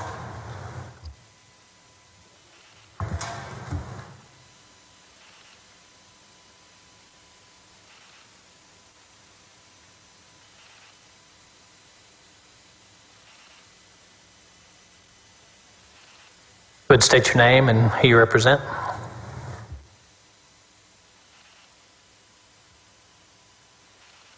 Good morning, Chairman, members. Catherine Webking on behalf of TEAM, which is an industry association of retail electric providers participating in the ERCOT market. Very much appreciate your time today and your sincere leadership and attention to this very dire issue that we really are facing. As I said last week, had the opportunity to speak to you, which I very much appreciate, that the lights are on. Many Texans are still suffering the consequences. Some are displaced from their homes and various things because of all of the various impacts. In addition, the market itself is facing a financial crisis, and it's an immediate financial crisis. Since I was here last week, there have been a number of public announcements, as I'm sure you all are painfully aware, of public entities, co-ops, municipal entities and various others that have expressed financial distress, and some even filing bankruptcy in the midst of this week. Other very large companies have announced tremendous numbers of losses associated with this week. And we have had market exits. We have had retail electric providers exit. We have had short pays to the market, which just means people not paying the bill into ERCOT. And those short pays are not only associated with retail electric providers or even customer-facing entities, as I would say in ERCOT term, it's a load-serving entity, but it's a customer-facing entity. And that can be a municipal or a co-op or a retail electric provider. Those are the entities that are feeling the most short-term strain, but I think I would posit there's more coming in addition to more for those entities, and I can talk about the details there. ERCOT owes market participants today over $2.4 billion. They have offset some of that with that $800 million that we've talked about, but that is money that otherwise would go to loads over some period of time. So that's not, ERCOT doesn't maintain any of its own money. They're only just taking money in and paying money out. Right now they have been not paid $2.4 million of what they would otherwise pay out. Under existing market rules, that deficit would take more than 80 years to pay out. Existing market rules would pay that. The expectation was you would have no more than $2.5 million uplifted every 30 days for any kind of a default like this. So if you do that math, it's untenable, and it just shows the magnitude of the issue that we're facing here today. There are more defaults imminent. Immediate action is required, and we very much, again, appreciate your leadership and attention to this. I will give you the two immediate asks we have. The Independent Market Monitor report that we heard earlier referenced. The Independent Market Monitor made two recommendations. The PUC acted on recommendation 2 yesterday in the open meeting, and they discussed but did not take action on the first recommendation and indicated they were going to discuss it again tomorrow. And we certainly support and need that recommendation to be adopted. And I'll give you the details on that why. And then also, we need ERCOT to be directed to follow the PUC's emergency order, which indicated that they shut down the market, they set prices at $9,000, but they did so in the order itself while there was load shed and under EEA 3. Load shed stopped, but the ERCOT continued the prices. We need that corrected immediately. That is not interfering with market prices. That is not changing market prices. Those prices were not market prices. Those prices were established in a regulatory order that was unrelated to the market rules, a complete departure from the market rules. And that order said when the load shed, it was to be associated with load shed. So that is an immediate issue and a very dire issue in terms of finances. We talked earlier about the total numbers that we're looking at, and this is just today. And this notice on page 5 of the materials I gave you, I'm not going to go through every page of these. I offered these as resources for you all in various information as you have questions or need particular data. These are all mostly ERCOT-derived documents from ERCOT information. But this last one is a direct copy, this one on page 5 is a direct copy of a market notice that they sent out that shows these numbers.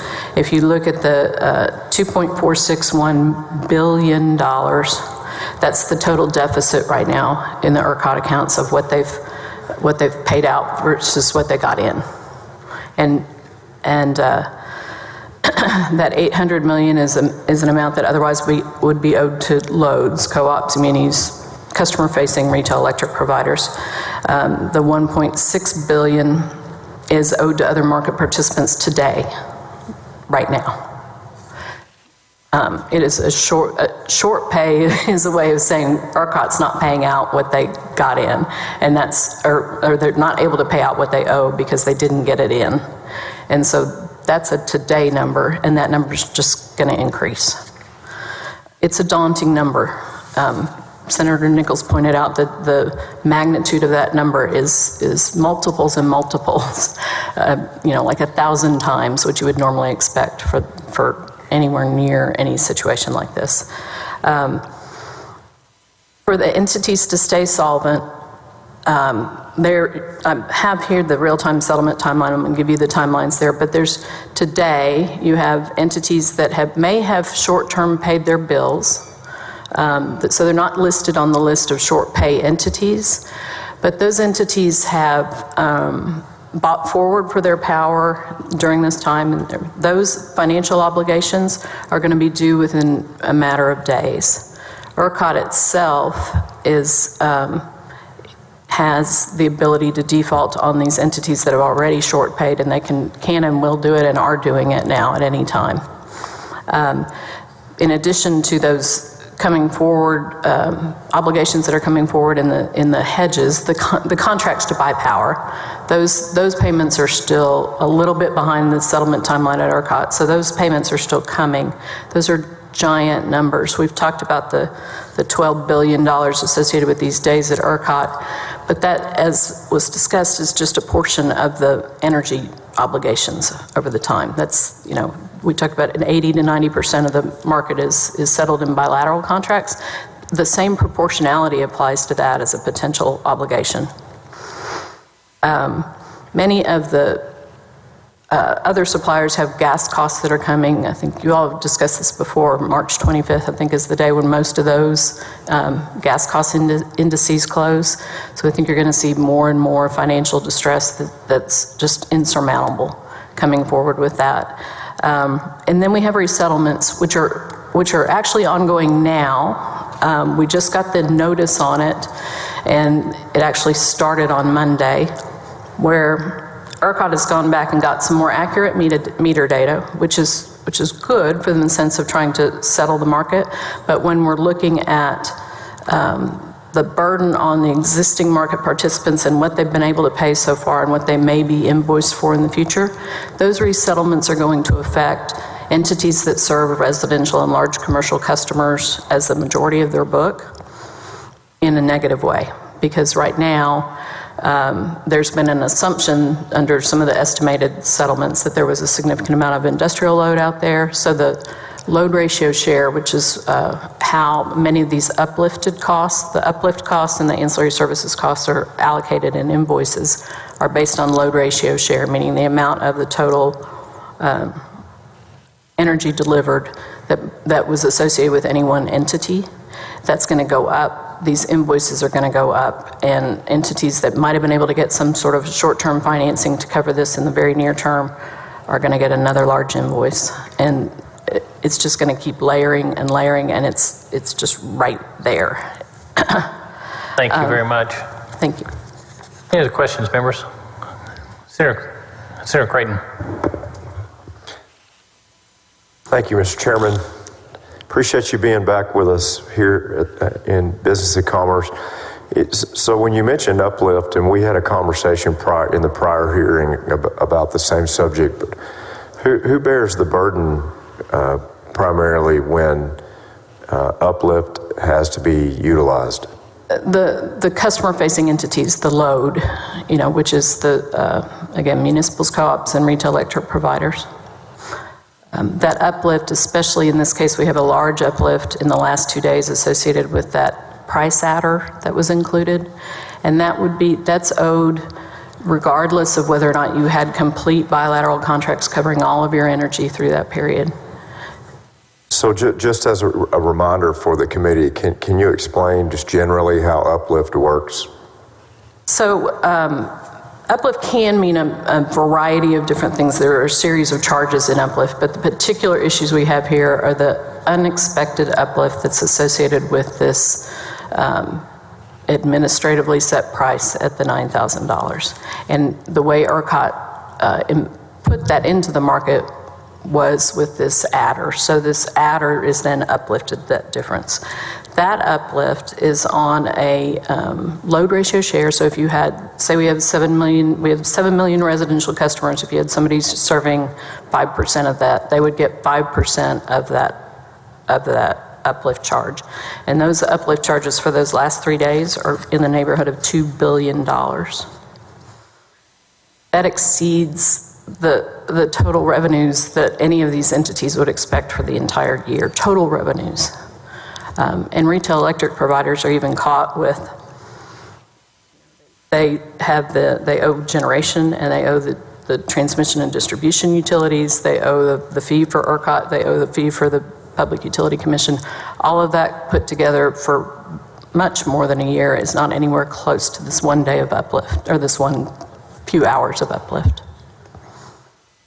So is it safe to say that TXU and Reliant Energy would bear the greatest burden with when uplift kicks in? As a percentage of the uplift, yes. Just because of what they carry, because the of their load percentage itself. of the load, yes. Right. But as you heard, the other side of that uplift is generation gets paid. And so if there is a physical hedge, if you will, to that, they will get some of that back. So there is a balancing, although you heard today, Vistra indicated those last 2 days are really a problem with regard to this uplift. Or to what extent they are hedged. That's true. That's true. The sort of the risk and the burden that they took coming into those forecasts, or that's right. The what they expected for the market itself under the market construct. That's right. And when you look at the viability of entities in general and their ability to weather that amount, you have to look at how much of their business is in Texas. You know, do they have other places? This is one event for Texas. So some of these retail electric providers, Texas is one of the only competitive markets. You know, they're in the best by far, which thank you very much for the design that was crafted right here in this room. Can you repeat that? Texas is by far the best competitive retail electric market in the state, in the country, and arguably in the world. And it was crafted right here. It's been a tremendous success. It's brought businesses success, saved residential customers incredible money, brought a lot of efficiencies and downward pressure on prices in Texas, in addition to additional services, renewable options, depending on your preference. There is a lot of preference from some customers for those options. And then just general customization of products and services that customers really enjoy. When you mentioned gas earlier, you used the word and the impact on those market participants. You used the word insurmountable. Can you explain why you used that word? Well, I think the filing of bankruptcy that we've seen today is one particular example, and then I think you've already heard some public numbers. Just doing the math on it, it seems, like it's going to be a insurmountable number. And then for those that don't find this situation to be insurmountable, is the assumption that long-term debt will be one of the only solutions if they are eligible or qualify for taking on that debt and being able to satisfy the terms of those agreements going forward? That's exactly right, Senator. And we've already seen some announcements of that, some estimations that it may take 10 years at least to kind of pay down this debt if the entity can get that kind of financing, if you will.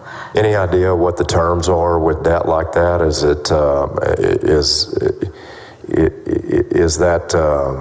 Is that mezzanine debt? Is that a bridge loan? Is that loan shark terms, or will those that are able to lend at that level, work out agreements that will allow that company to survive long term? It really just depends, doesn't it? It does depend, but if you look at a public entity, they have the option of potential bonds, but ultimately those are paid by taxpayers. It's not that money comes from anywhere else. And with respect to private entities, it's not something that the terms of that kind of a loan would far exceed any expected profits for the year. But these are businesses that are, very well advised, very seasoned. There are, the market itself is established, and you play by the rules, you take the risk, and there's various risk allocation analysis before those decisions are made, especially with how a market participant may choose to hedge with these forecasts coming forward, and then you win or lose based on the decisions you make. Is that correct? That is correct, as long as the market is functioning. And that's exactly what these entities were designed to do and what they have done, and they came to the market prepared for that. They did not come prepared for the market to be shut down and prices to be held. Right, you make, as a business, you hope, and we have a lot of discussions about this just with the decisions that we make as far as mandates or government imposed policies that disrupt or move the ground underneath your feet as a business owner. You can't. It's hard to make decisions when the foundation's not solid. That's exactly right, Senator. It's impossible, and I would posit going forward that kind of uncertainty is going to make it very difficult for people to be comfortable investing in this market if we don't. Well, I appreciate your candid answers. Mr. Chairman, I know there's some overlap in some of these questions and dialogue, but I really appreciate your candidness and direct answers, and it's valuable to us as a committee. Thank you. Thank you very much. Thank you, Mr. Chairman. Thank you, Senator. Mayor Paxton, is your light on? Thank you, Mr. Chairman. Nice to see you again. Thank you. I mean, the word insurmountable, it sort of makes me think about just in common language, how we think about things like that. And I mean, certainly no individual and no business is expecting that the price includes their firstborn child. And I mean, it's at that level, I think, what we're talking about today. In your recollection, have you ever seen another instance in Texas where market rules have been abandoned for a price set by the government? I have not. Not within the electric market. Mm-hmm. And just to kind of summarize, do you believe that prices need to be revised to eliminate the administrative pricing? Yes, but I'm very sensitive to the terminology about prices being revised. These are not market prices that are being revised. Prices were established by a commission order, but I actually think prices need to be unrevised and put back to market conditions, where scarcity would lead to scarcity pricing, non-scarcity would lead to market rules. The market rules apply throughout and could deliver that scarcity pricing and could deliver the non-scarcity pricing. Thank you, and thank you for the precision of your response. This is why we're here. How do we fix this? How do we make this right? And there were things that weren't done. As we look back, again, someone earlier talked about, in hindsight, and that's what we're doing. This is us looking at it, and in hindsight, what ought be. And thank you for sharing your perspective and your expertise. Thank you. Senator Nichols. Thank you, Mr. Chairman. Thank you for being here. Mm-hmm. And I've been reading this on and off all morning, and I'm sorry about that. No, that's okay. It was very helpful. I appreciate the fact that y'all are bringing some recommendations of what to actually do in the short-term financial crisis. And so I had a couple of questions about that. Your number one recommendation was ancillary service prices should be capped at $9,000. There was a number of different members were asking about the ancillary prices, I guess, to the ERCOT. And it was a little bit confusing, but I personally thought, of course, 9,000, in my opinion, is way out of the league anyway, if I should have been. But to find out that they, I think, were agreeing to accept ancillary service fees higher than that? Senator, normally the ancillary services charges prices are set in the day-ahead market, and they don't expect the price to be at the cap for a prolonged period of time. Normally the day-ahead market does not anticipate a flat cap across the next day. So the ancillary services prices would reflect some balance of giving up the opportunity to offer energy in the market, and then whether you're going to be there for reliability purposes. But I think the analysis that the independent market monitor did was very sound, that those reliability mechanisms, which is what the ancillary services are supposed to be sort of parked generation capacity, if you will, in the situation we were in, they were all there providing energy, and there was, as much as they had was being provided for energy. So, and we have the market rule that would cap that at 9,000. I have some graphs in here later. But that wasn't capped at 9,000. That went, some of those prices went way higher than 9,000. That's correct, and that was unanticipated. Okay. At least by the market participants, and they certainly could not hedge for that. And the second thing, the first one was numbered, the second one was not numbered, but it says direct ERCOT to follow PUC emergency order. And that was to not, it'd be in accordance with the market rules and not include the administrative price adders that set the real-time. I'm sorry for all the words. It's okay. Just, you have to be precise in these conversations, and if you don't mind, turning to page 12, I think of this graph is one place where we're talking about it. Page 12 is one I had flagged. Great. You can see. I was going to ask you about page 12 on one of these other pages. If you go to page 9, this chart. Yes, sir. That follows your recommendation number 1, response reserve service price. I'm assuming the dotted line going left and right is the 9,000? Yes, it is. That's exactly so right. That shows how much was actually billed above that.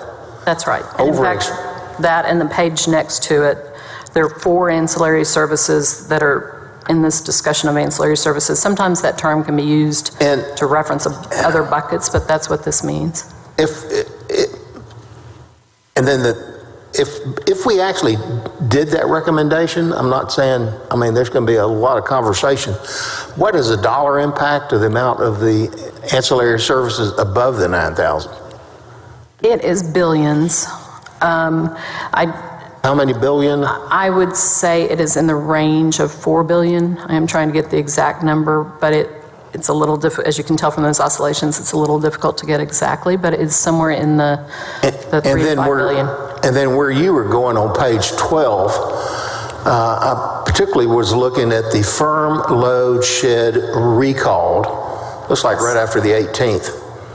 So ERCOT exceeds the PUC order for, it looks like, a day and a few hours? 31 hours and 55 minutes. And every minute counts at $9,000. And so how many billion is that? If all of the energy in the market were settled at those prices, it would be in the range of 14 billion plus. Again, there's some, but that's only for the energy piece. And then you have corollaries to that include the adder that's also another several billion, at least $2 billion that are associated with this administrative adder that are different than just the energy piece. So I tried to put in another chart to try to kind of show those different, the next page after that. 13. Shows that shaded area there, and I see you didn't get a color printout, I'm sorry about that, but the shaded area there is sort of the difference between what the real-time market prices would have delivered and the $9,000. Even if somebody, so it's, to answer your first question, on an energy basis, if you were settling everything in the real-time market, it would be in the neighborhood of 14 billion. Now, some people, had contracts, firm contracts for some of that period, so that not necessarily clear on who's paid which side of that, difference. But there is that difference. And then also the administrative adder creates a large uplift associated. Now, are you talking about the administration price adders being the amount that was above the 9,000, or is that administration? I thought you were talking about administration fees were some percentage of the billing. They are, but they're first determined by taking a difference between the amount of energy, the price, the market price, and then getting up to 9,000. So if you looked at any of ERCOT's implementations of this 9,000 price, what they did was they set it through a administrative price adder. So they said, well, the market says the price would be $50, but we're going to add an adder of $8,950 to get it to 9,000. So that administrative adder that's just a plus $8,950 is an administrative adder that was put on to get to the $9,000 price that was identified in the commission's order. And then that has repercussions throughout the calculations in the market. It's not only that 9,000 for energy, it's also an adder that then gets uplifted to all of the load, which is the billions of dollars that are reflected on the next pages. And then there's also the ancillary services prices were set anticipating that, based on that 9,000, some of those, that price is a plug in some of the ancillary service calculations. So your recommendation was really three things or two things? One was the first one that's numbered, ancillary service prices should be capped at 9,000 basically throughout that event. Second one was not include administration price adders after. And those are our two immediate recommendations. The first one is numbered because it's the independent market monitor who actually also stated this recommendation. So we referred to that analysis. So that is recommendation 1 in that letter from the independent market monitor. The second is this administrative price adder. If you remove all of the effects of the administrative price adder, it would address this uplift issue, it would address much of the ancillary service excess, and it would address the energy excess. If we did something like that, the ancillary service prices should be capped at 9.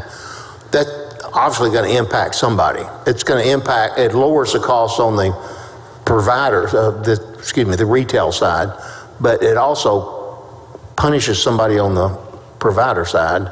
I'm not sure they're punished. They're still getting $9,000 for the service, but also as I think the Vistra witness testified, that there's a balancing there, and people who had a relatively balanced physical portfolio that might have been offering some of these services, but they're also price takers.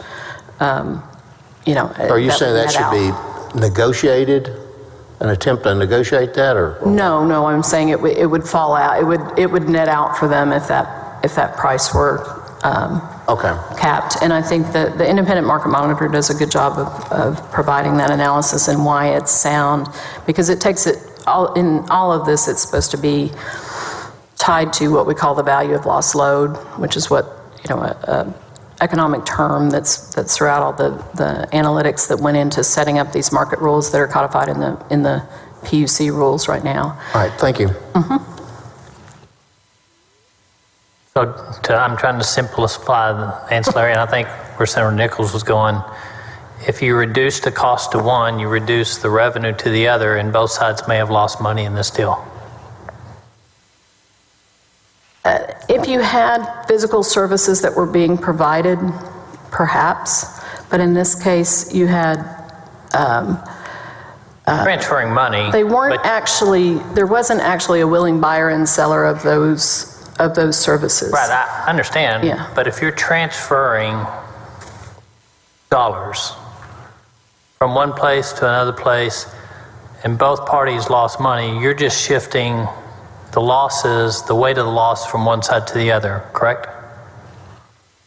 In this analysis, I don't think that's true, Mr. Chairman, and it's because you're not transferring losses or costs. There were no costs above 9,000 associated with those ancillary services. Taking away revenue to companies that may have lost money. You may be taking away revenue, but right now, some of that revenue is already taken away. There's $2.4 billion not in the market because of the short pays, and that's going to grow.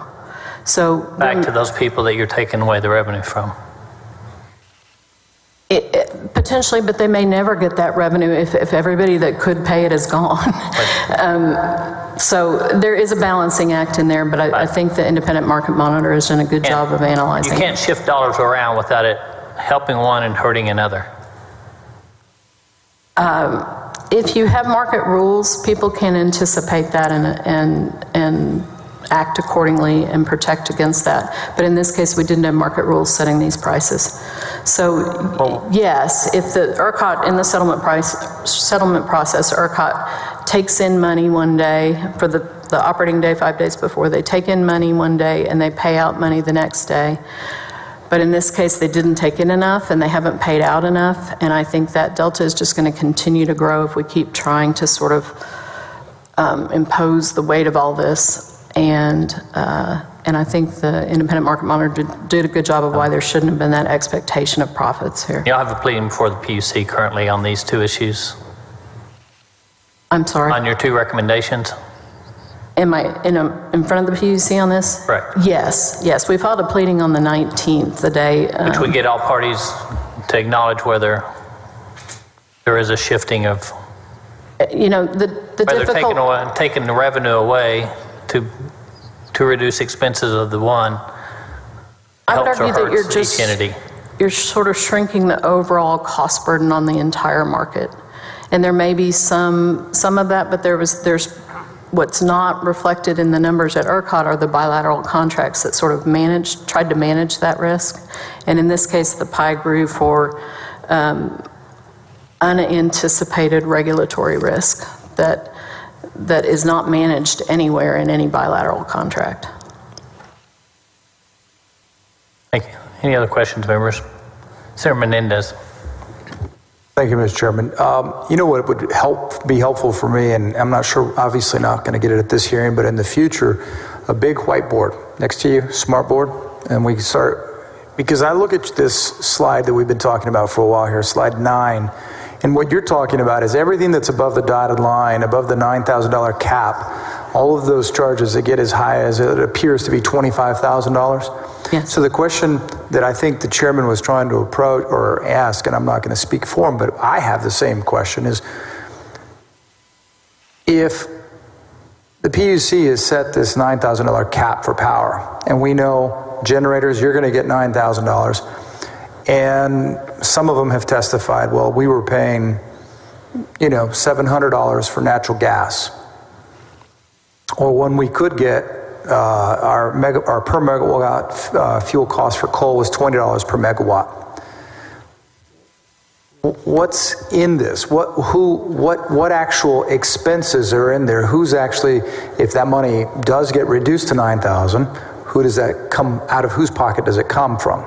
That's the question I think that's trying to be asked. And I think we may get that with some of our other witnesses as I look down our list. I think we may get a clearer understanding. I'd love to hear what Ms. Webking has to say, and then I have one more question. Go ahead. There is a corollary to this recommendation, and it's on file at the Public Utility Commission, that if any particular generator can come in and demonstrate that their costs were actually higher because of the gas prices normally, that is certainly expected. It is part of the ERCOT model. There's a whole section of documents called verifiable cost model that allows the generators to come in and demonstrate that cost. So yes, if their actual cost to operate was above $9,000, we need to make sure that there's a mechanism to address that unless and until there's anything that's done on the gas side. But so you have mentioned, you and ERCOT both testified, there's $1.6 billion owed out there. And the question is, who will get caught paying that? If it gets uplifted, does that not mean that all of the customers across the state end up paying for that? And I would posit it's $2.4 billion today and growing.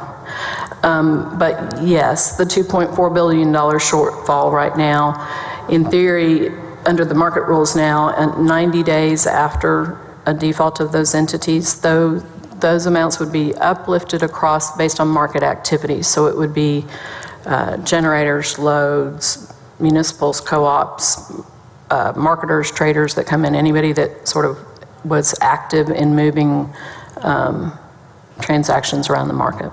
Said that Texas has the world's best competitive electric market. Yes, sir. At the beginning. In this market, have you seen consolidation since the storm of its retail electric providers? Yes, and again, that is another area that there's not a lot of transparency on right now, but that's coming more too. Many of these providers that were able to pay and are not necessarily on the shortfall list, that's because they had a credit provider from their wholesale power supplier, which is a large Fortune 500 set of companies that are involved in those transactions.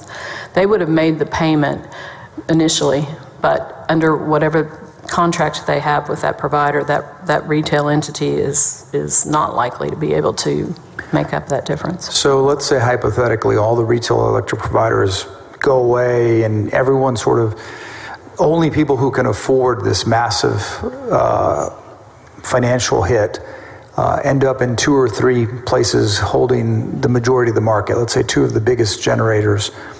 Would that competitive market continue to be the best in the nation? I don't believe so, Senator. It would not, yes. I think you need the downward pressure of open competition. It's the design of Senate Bill 7 that retail electric providers, by law, cannot own generation. And that's our market design today. They can be affiliated with people that own generation, but in the earlier discussion, the market is designed such that an entity that is a customer-facing entity and wants to focus on customer service can manage the wholesale risk because the market rules are set, and they can enter into contracts and manage that risk and still offer a fixed price contract to residential customers. But if all you have left, and so that keeps downward pressure on power, on the commodity, but it's going to change the market dramatically. The more you can help us clarify these nebulous ancillary service charges, and give us it's much easier when we know the price per cubic foot of gas is this, and the generation costs this.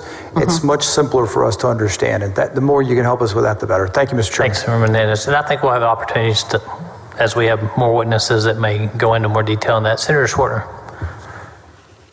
Yes, what I'm hearing from you regarding your clients, retail electric providers, is this unanticipated regulatory risk put obviously a catastrophic effect upon them in particular, but also other players in the entire chain of electrical generation. There's been also the concern about your clients, the retail electric providers, not having a sufficient amount of secured collateral to really make the system work. Can you speak to the collateral that REPs have relative to, for instance, municipalities and others, market participants? I actually think the discussion today was about those who did not put up secured collateral, and unsecured positions for collateral are the real risk. Most, I would say, retail electric providers put up secured collateral, either cash or letters of credit or some sort of secured collateral. Those are not the ones that I think are presenting this unsecured exposure to the market. One more time, I didn't quite. Okay. Can you speak up too? Yes, I think the discussion earlier was around collateral, was around unsecured collateral. I think retail electric providers in general are putting up secured credit in one form or another. They either have a letter of credit or cash or something along those lines. It's not some unsecured credit based on creditworthiness, like for instance MOUs. MOUs, I think, put up secured collateral, and then they also get kind of a credit for unsecured based upon their credit rating. That's right. And retail electric providers only put up secured collateral? Well, if they don't have an investor-owned, if they don't have a credit rating to point to, and many of them are not publicly traded with that sort of credit rating, so they put up cash and letters of credit. Going back to your recommendations, the unanticipated regulatory risk, which manifests itself in the ancillary service prices being as high as they were, as well as the prolongation of the pricing at 9,000 passed, it looks like February 18th to February 19th, which affected overall pricing throughout the chain of the providers. Those two entities, if corrected right now, is $2.4 billion and growing. Those two regulatory actions taken on the part of PUC during that crisis. Currently, the monetary amount that is manifest with that is I think you said $2.4 billion? Well, just the ancillary services piece itself is somewhere between $3 and $4 billion of total cost.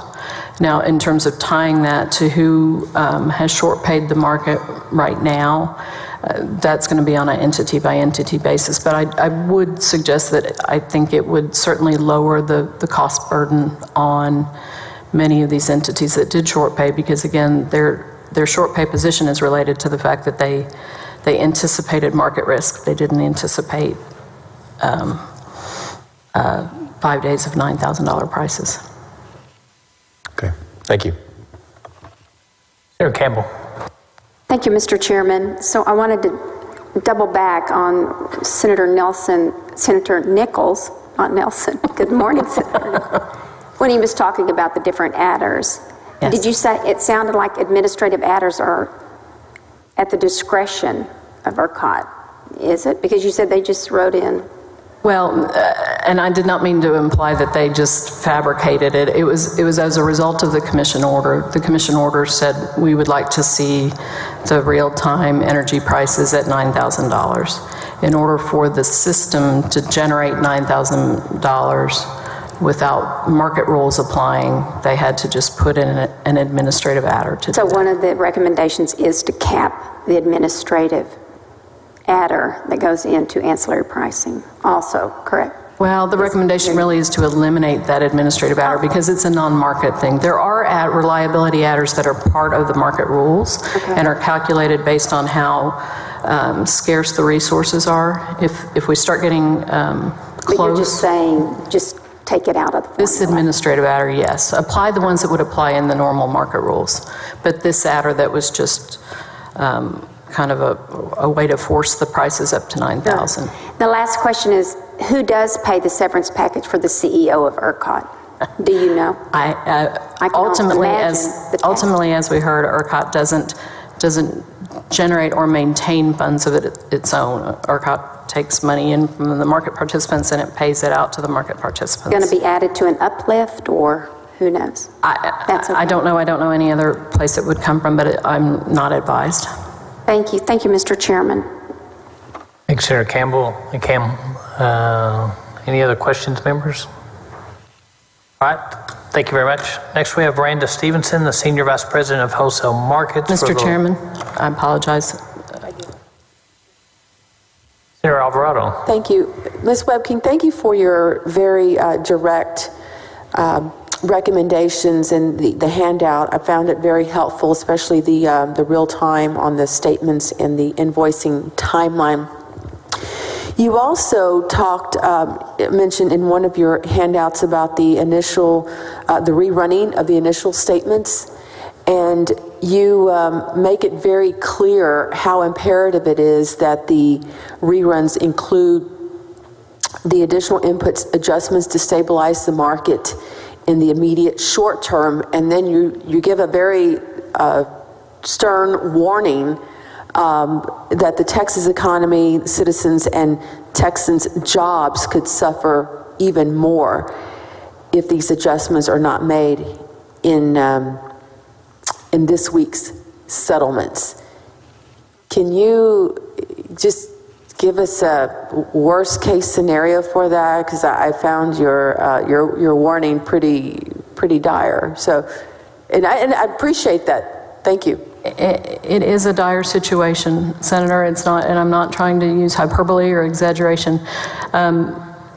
Just looking at the entities themselves that have already expressed the financial distress, there's issues there that affect the employees of those entities. We also have retail electric providers themselves, the ones I interact with on a daily basis, setting aside the largest entities hundreds of people in Texas. If they're flash cut exit out of the market.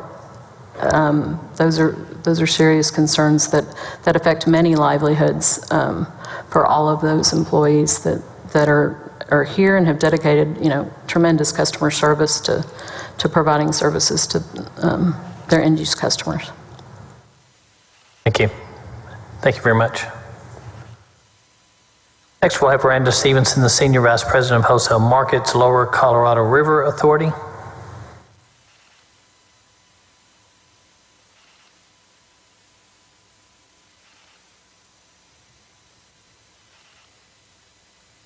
Would state your name and who you represent.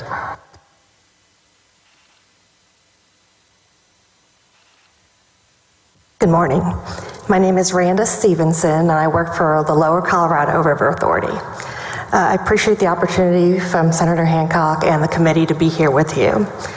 I also want to express my sympathy for all those that have been impacted at the storm.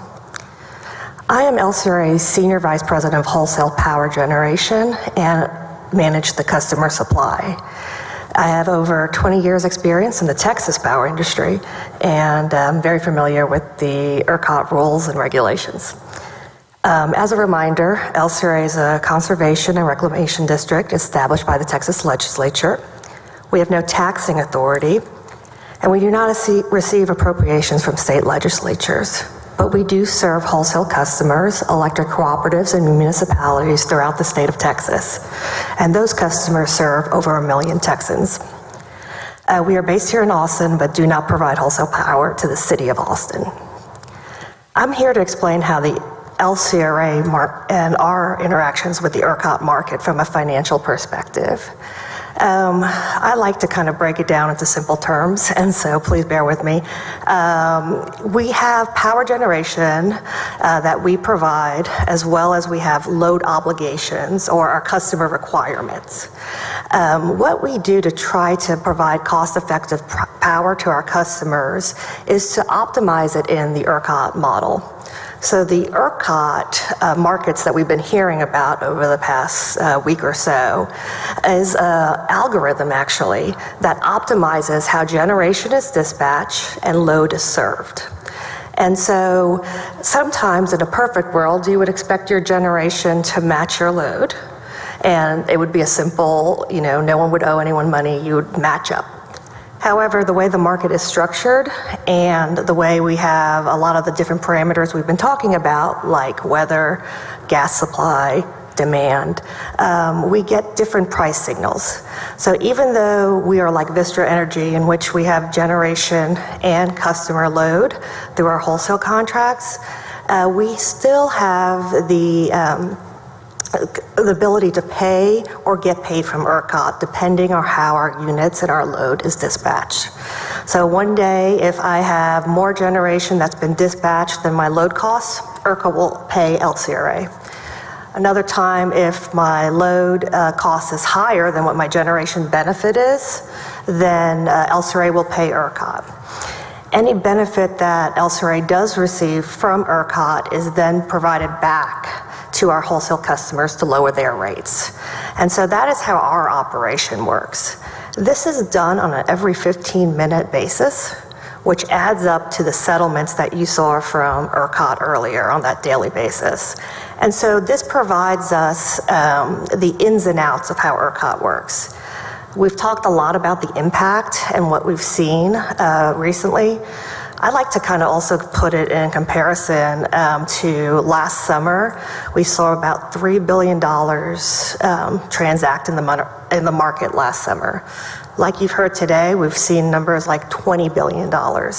So this is definitely something that is unheard of and very difficult as we all are looking at solutions and trying to work on improvements going forward. I've heard a lot of conversation today about recommendations and where do we go from here.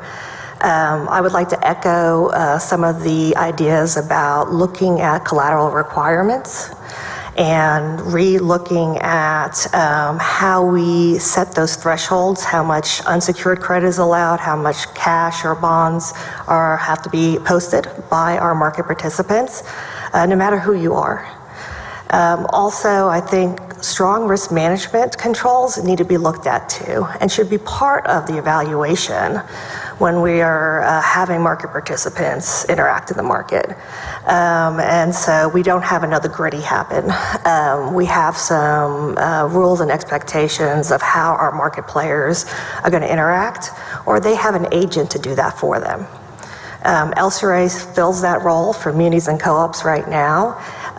We are more of a sophisticated players for a lot of our co-ops. We have and cities. They are also sophisticated, but due to economies of scale and the technical, and as you've all heard, very, very complex markets we're dealing with here. Our customers have been very happy with our performance during this event, and look forward to working with the legislature and the Public Utility Commission going forward on finding better solutions. So we've had discussion on that 31 hours, right? That intervened in the market for generation, and ERCOT held off posting for 24 hours, right? Basically sending invoices out. Correct.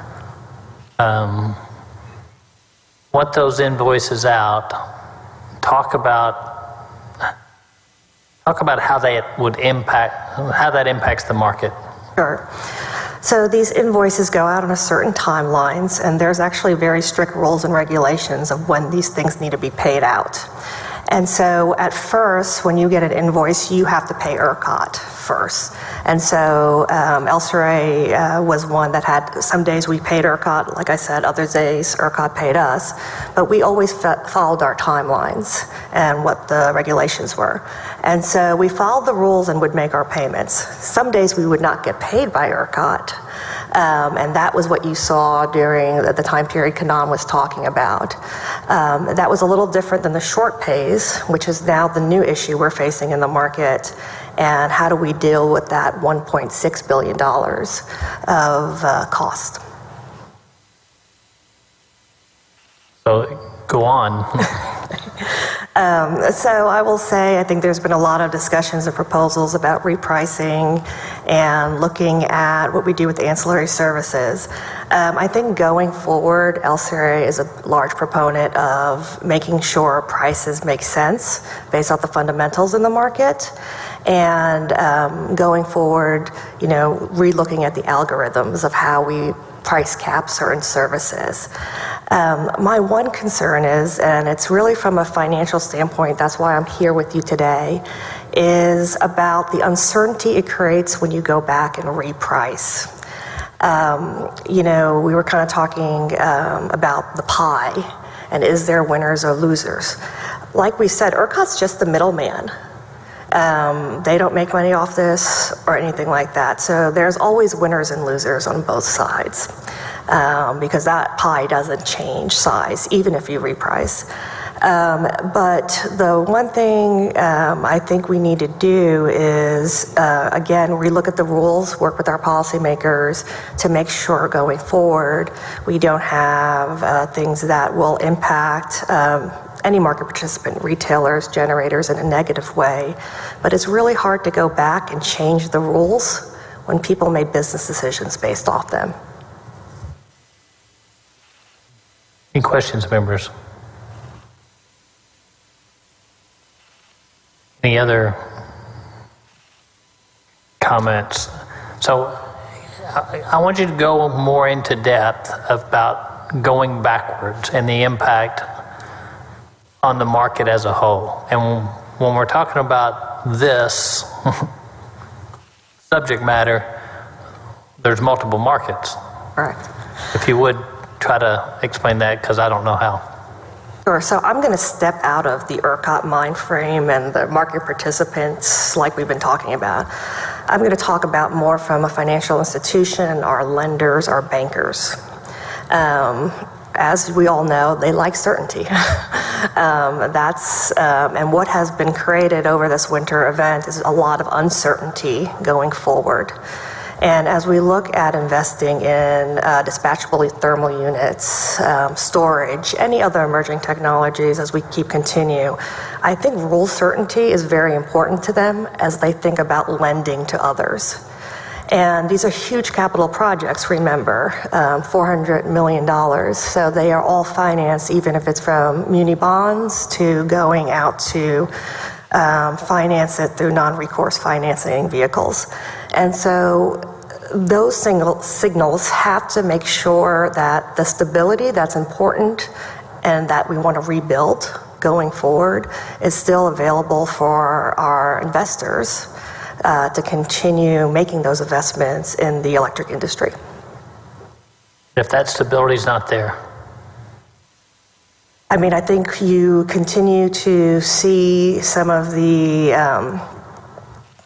limitations of new build and what new build looks like. I think that's the biggest concern. And I think Ancillary has talked about, and Phil has talked about, the need for more of that firm, reliable power. And trying to get that firm, reliable power should be part of our discussion going forward. And that's going to always involve lenders and financial institutions and that community. And stability. Yes. Senator Nichols. On that last statement, the need for more firm, reliable power, we're talking about, I call it conventional power. It could be nukes, it could be gas, probably not going to be coal. So you've got two different forms of kilowatts out there. You have the unreliable kind that turns on and off with the wind or on and off with the sun, but it sells on the market for the very same rate as reliable power. Isn't one of those powers more valuable than the other? I'm also of the thought that every electron is meaningful and we're agnostic to every electron. But there is in our planning reserves and how we account for if that megawatt's going to be there from be it a gas-fired plant or a wind farm is very different. And it's something that's been heavily debated of how much capacity or how much do you really think those renewables are going to be there in these extreme events. And so I think we need to go back and relook at that process and how we account for it. And then also the concepts of backup power. So when you're in, there's something called like operating reserves and planning reserves. So the planning is what we've been talking about looking for in the future for the next winter event. From the operating reserve perspective, I agree exactly with you. Is there more value from what you're getting in an extreme operating event? Yes. Should there be a cost associated with that value? Yes. There are ways to do that. We've talked about additional reserves. We've talked about backup power. But I think we do need to at least have the legislature and the policymakers look at that and what that design could look like going forward. Thank you. Welcome. Thank you. Thank you for any other questions, members? No, thank you very much. Thank you. Next, we have Joe Hegwood, the Chief Financial Officer for Bryan, Texas Utilities.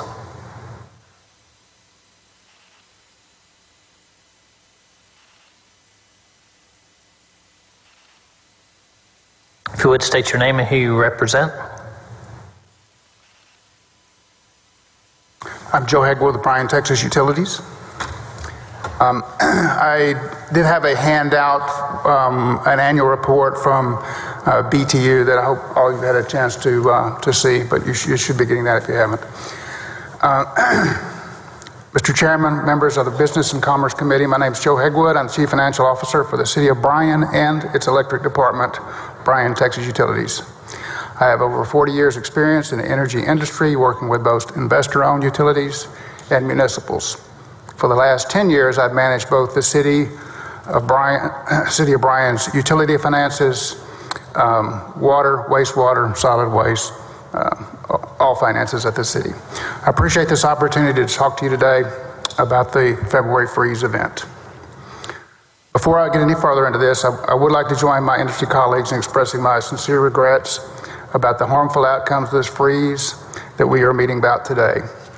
I want to let you know that Bryan Texas Utilities, as well as the entire municipal segment, are committed to ensuring that such an event never has the economic nor human impact that we've seen in the last few weeks. We're committed to doing whatever it takes to get the market functioning in a fair and a reliable manner. Bryan Texas Utilities, or BTU as we call it, is the 5th largest municipal utility in the state of Texas, and our service territory comprises customers of 62,000 in Bryan, South College Station, and most of rural Brazos County. BTU's annual revenues are $232 million. We maintain capital assets of $487 million, which include generation, transmission, and distribution facilities. Anchored by Texas A&M, Brazos County has a robust economy resulting in an annual growth rate of about 2.8%. BTU's been around since about 1909 when the privately owned company failed to put out a fire that burned down City Hall. Since then, we've built distribution, transmission, generators, street lights. Today, BTU is governed by a board appointed by City Council. The BTU board is chaired by Brigadier General Brentley Nettles, who's also the executive director of the Texas Alcohol and Beverage Commission, and the board includes other distinguished community leaders with backgrounds in law, higher education, public schools, building and construction, and overall community interest. The BTU board makes recommendations to City Council with final approval for certain activities, including the annual budget and retail rates. City Council relies heavily on BTU's board expertise in those matters. BTU's retail customers represent 320 megawatts of load.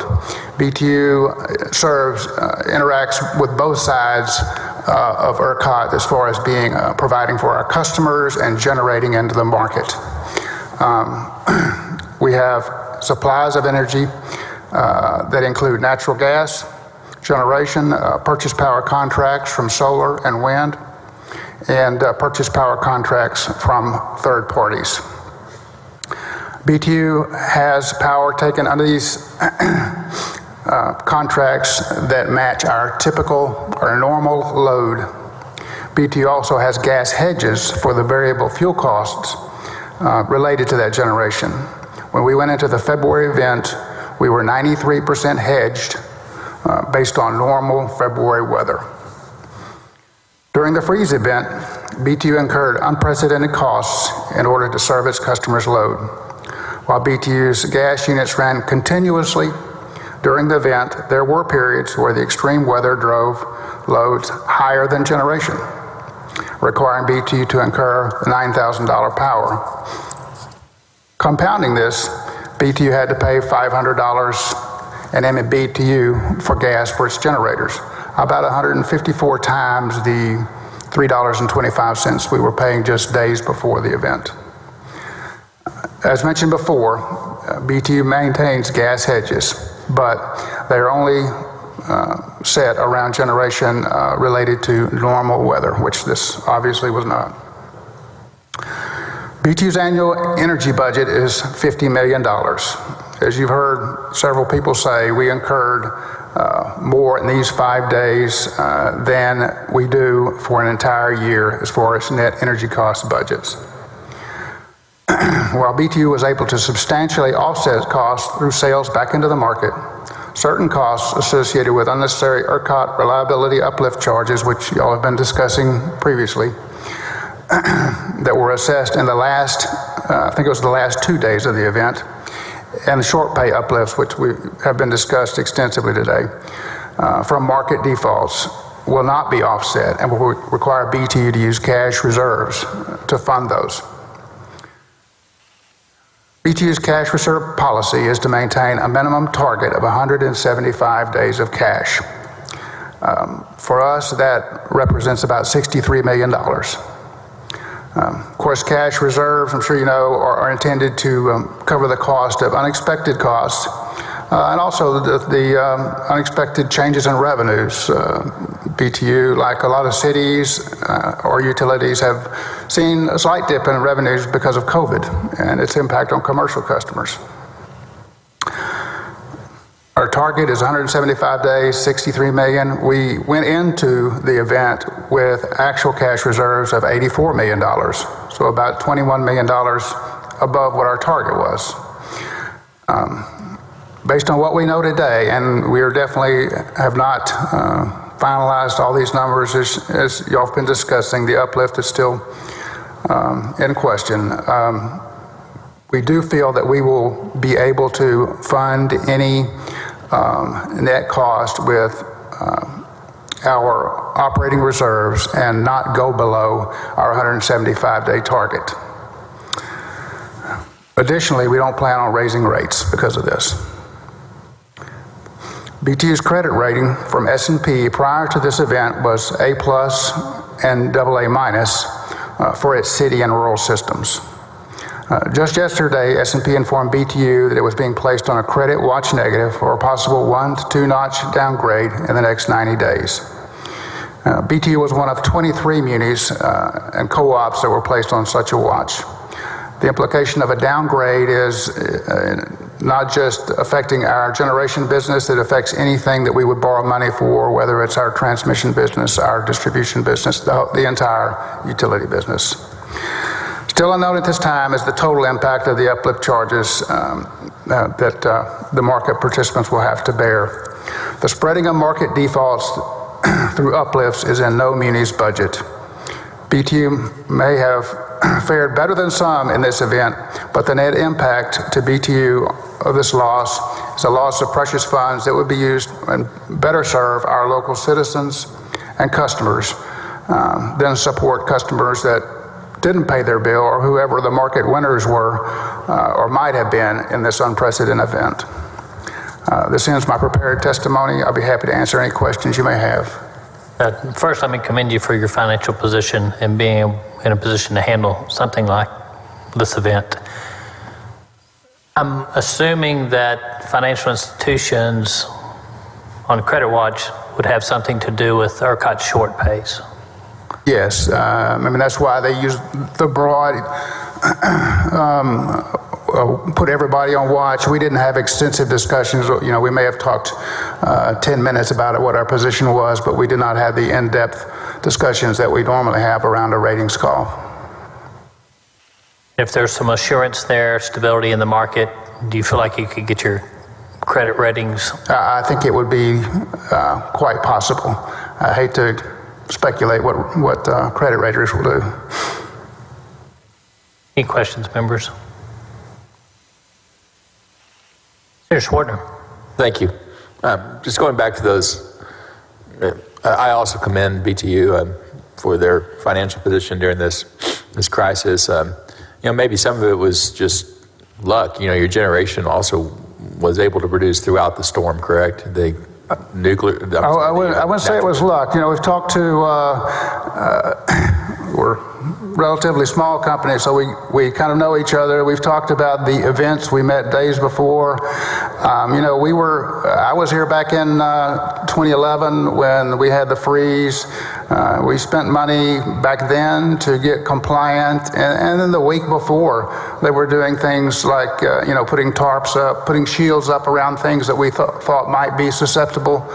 So yeah, there was a lot of, I wouldn't say it was luck. Okay, I like that. To that extent then, the potential spreading of the charges, costs to the uplifted costs to other market participants such as BTU and other municipalities and co-ops, you don't think is fair because the precautions and governance and actions of those other entities might not have been as comprehensive and appropriate as BTU? I think it needs to be evaluated on a entity by entity basis, but yes, I don't want to pay, I don't want the citizens of Bryan to have to pay for bills that other citizens don't pay. So you consider yourself a good actor and shouldn't have to pay for the actions of the bad actors that are going to uplift fairly tremendous costs to the good actors. I would agree with that. What about collateral regarding, I asked the last last individual that testified on behalf of the retail electric providers regarding the secured, unsecured collateral status of REPs versus, in your case, municipal-owned utility. Can you, do you have any retort to that or any discussion you want to add? You know, collateral is based on your credit risk. We're A+. So that in itself gets us about $6.5 million of what they were calling unsecured credit. That investment grade rating gets us that. And I understand that there are a lot of participants in the market that do not have they may be junk bond rated. And being a participant, I think they need to post that collateral because, or have a letter of credit or something of representing their ability to pay in events like this. Y'all post both actual cash, secured collateral, right, as well as have a amount determined based upon your creditworthiness for unsecured collateral. Right. $6.5 million is the unsecured amount. ERCOT does, and I don't know the details of this entire calculation, but they do like a 10-day look forward of what you're going to have to pay, and they compare that to your unsecured. And if we are short, we will have to post actual cash. And we have done. I think we've got $1.8 million posted in actual cash right now, as well as the $6.5. Thank you for coming and testifying today. You bet. Yeah, any other questions, members? Senator Menendez. Thank you, Mr. Chairman. I was just going to congratulate Mr. Hedgewood on their BTU website. I've been reviewing your website and everything you've got on there. I'm a big fan of having served on the City Council of municipally owned utilities. One of the things that I was thinking as I listened to you, you're here arguing and fighting and advocating for your ratepayers because they're the people who own your utilities. That's right. Thank you. Thank you for being here, and thank you for what you do. Thank you, Mr. Chairman. Thanks, Senator Menendez. Thank you very much. I mean, you are to be commended, I think. I mean, we have very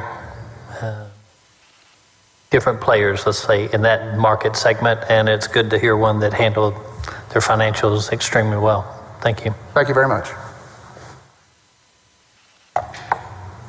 Next, we have Cliff Lang, the manager of wholesale marketing, South Texas Electric Cooperative.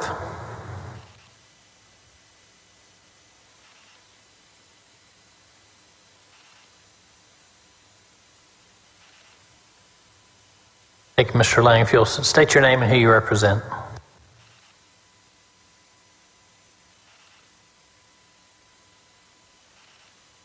All right, good afternoon. My name is Cliff Lange. I'm manager of wholesale marketing and qualified scheduling entity for South Texas Electric Co-op. Talk with you a little bit this morning about STEC, South Texas Electric Co-op. I know our general manager testified in front of you last week and gave you some of that information, but just as a reminder, STEC is a generation and transmission cooperative that was formed in 1944 to serve 8 distribution members. We own generation assets, we contract for generation through power purchase agreements, and we also own transmission assets. Talk a little bit about the co-op model. So co-ops were formed, as most of you know, to bring power to rural parts of Texas, areas that were not deemed to be economical to serve by the incumbent utilities at the time. We've been around for more than 80 years. Co-ops in general have been around for more than 80 years, and the plan is to be around for at least that much longer. Our members, end-use members in particular, have a direct financial stake in the co-op, and they also have a direct governance stake in the co-ops. Generation and transmission co-ops such as STEC were formed for the purpose of providing economies of scale for both generation and transmission for distribution co-ops that wanted to band together to provide that type of service, or to provide that kind of economy of scale. The co-op model does continue to work well today. It's very likely that there may be parts of Texas that wouldn't have electricity yet today had it not been for the co-op model. A little bit about our relationship with our members. We do have long-term contracts with each of them that extend through 2049. Those are all requirements contracts, and therefore we've got a portfolio of owned and power purchase agreements to serve those loads. All of the costs that we bear for fuel, energy, and capacity are passed straight through to the members on an as-incurred basis. We have no markup. There's no profit built into those costs, and the settlement with our members occurs on a monthly basis. All of the costs, all of the risks are borne by our members and ultimately their end-use members. We have no shareholders, and there's no other entities with a stake in the outcome of the cooperative. Our portfolio is diverse, so we have not only diversity in terms of geography, we have diversity in terms of technology, and we also have diversity in terms of PPAs and ownership. We operate that portfolio to minimize the cost to our members. Our hedges for the market are those assets. They are those generators and those PPAs that we have. Our members have opted during this time, even during these low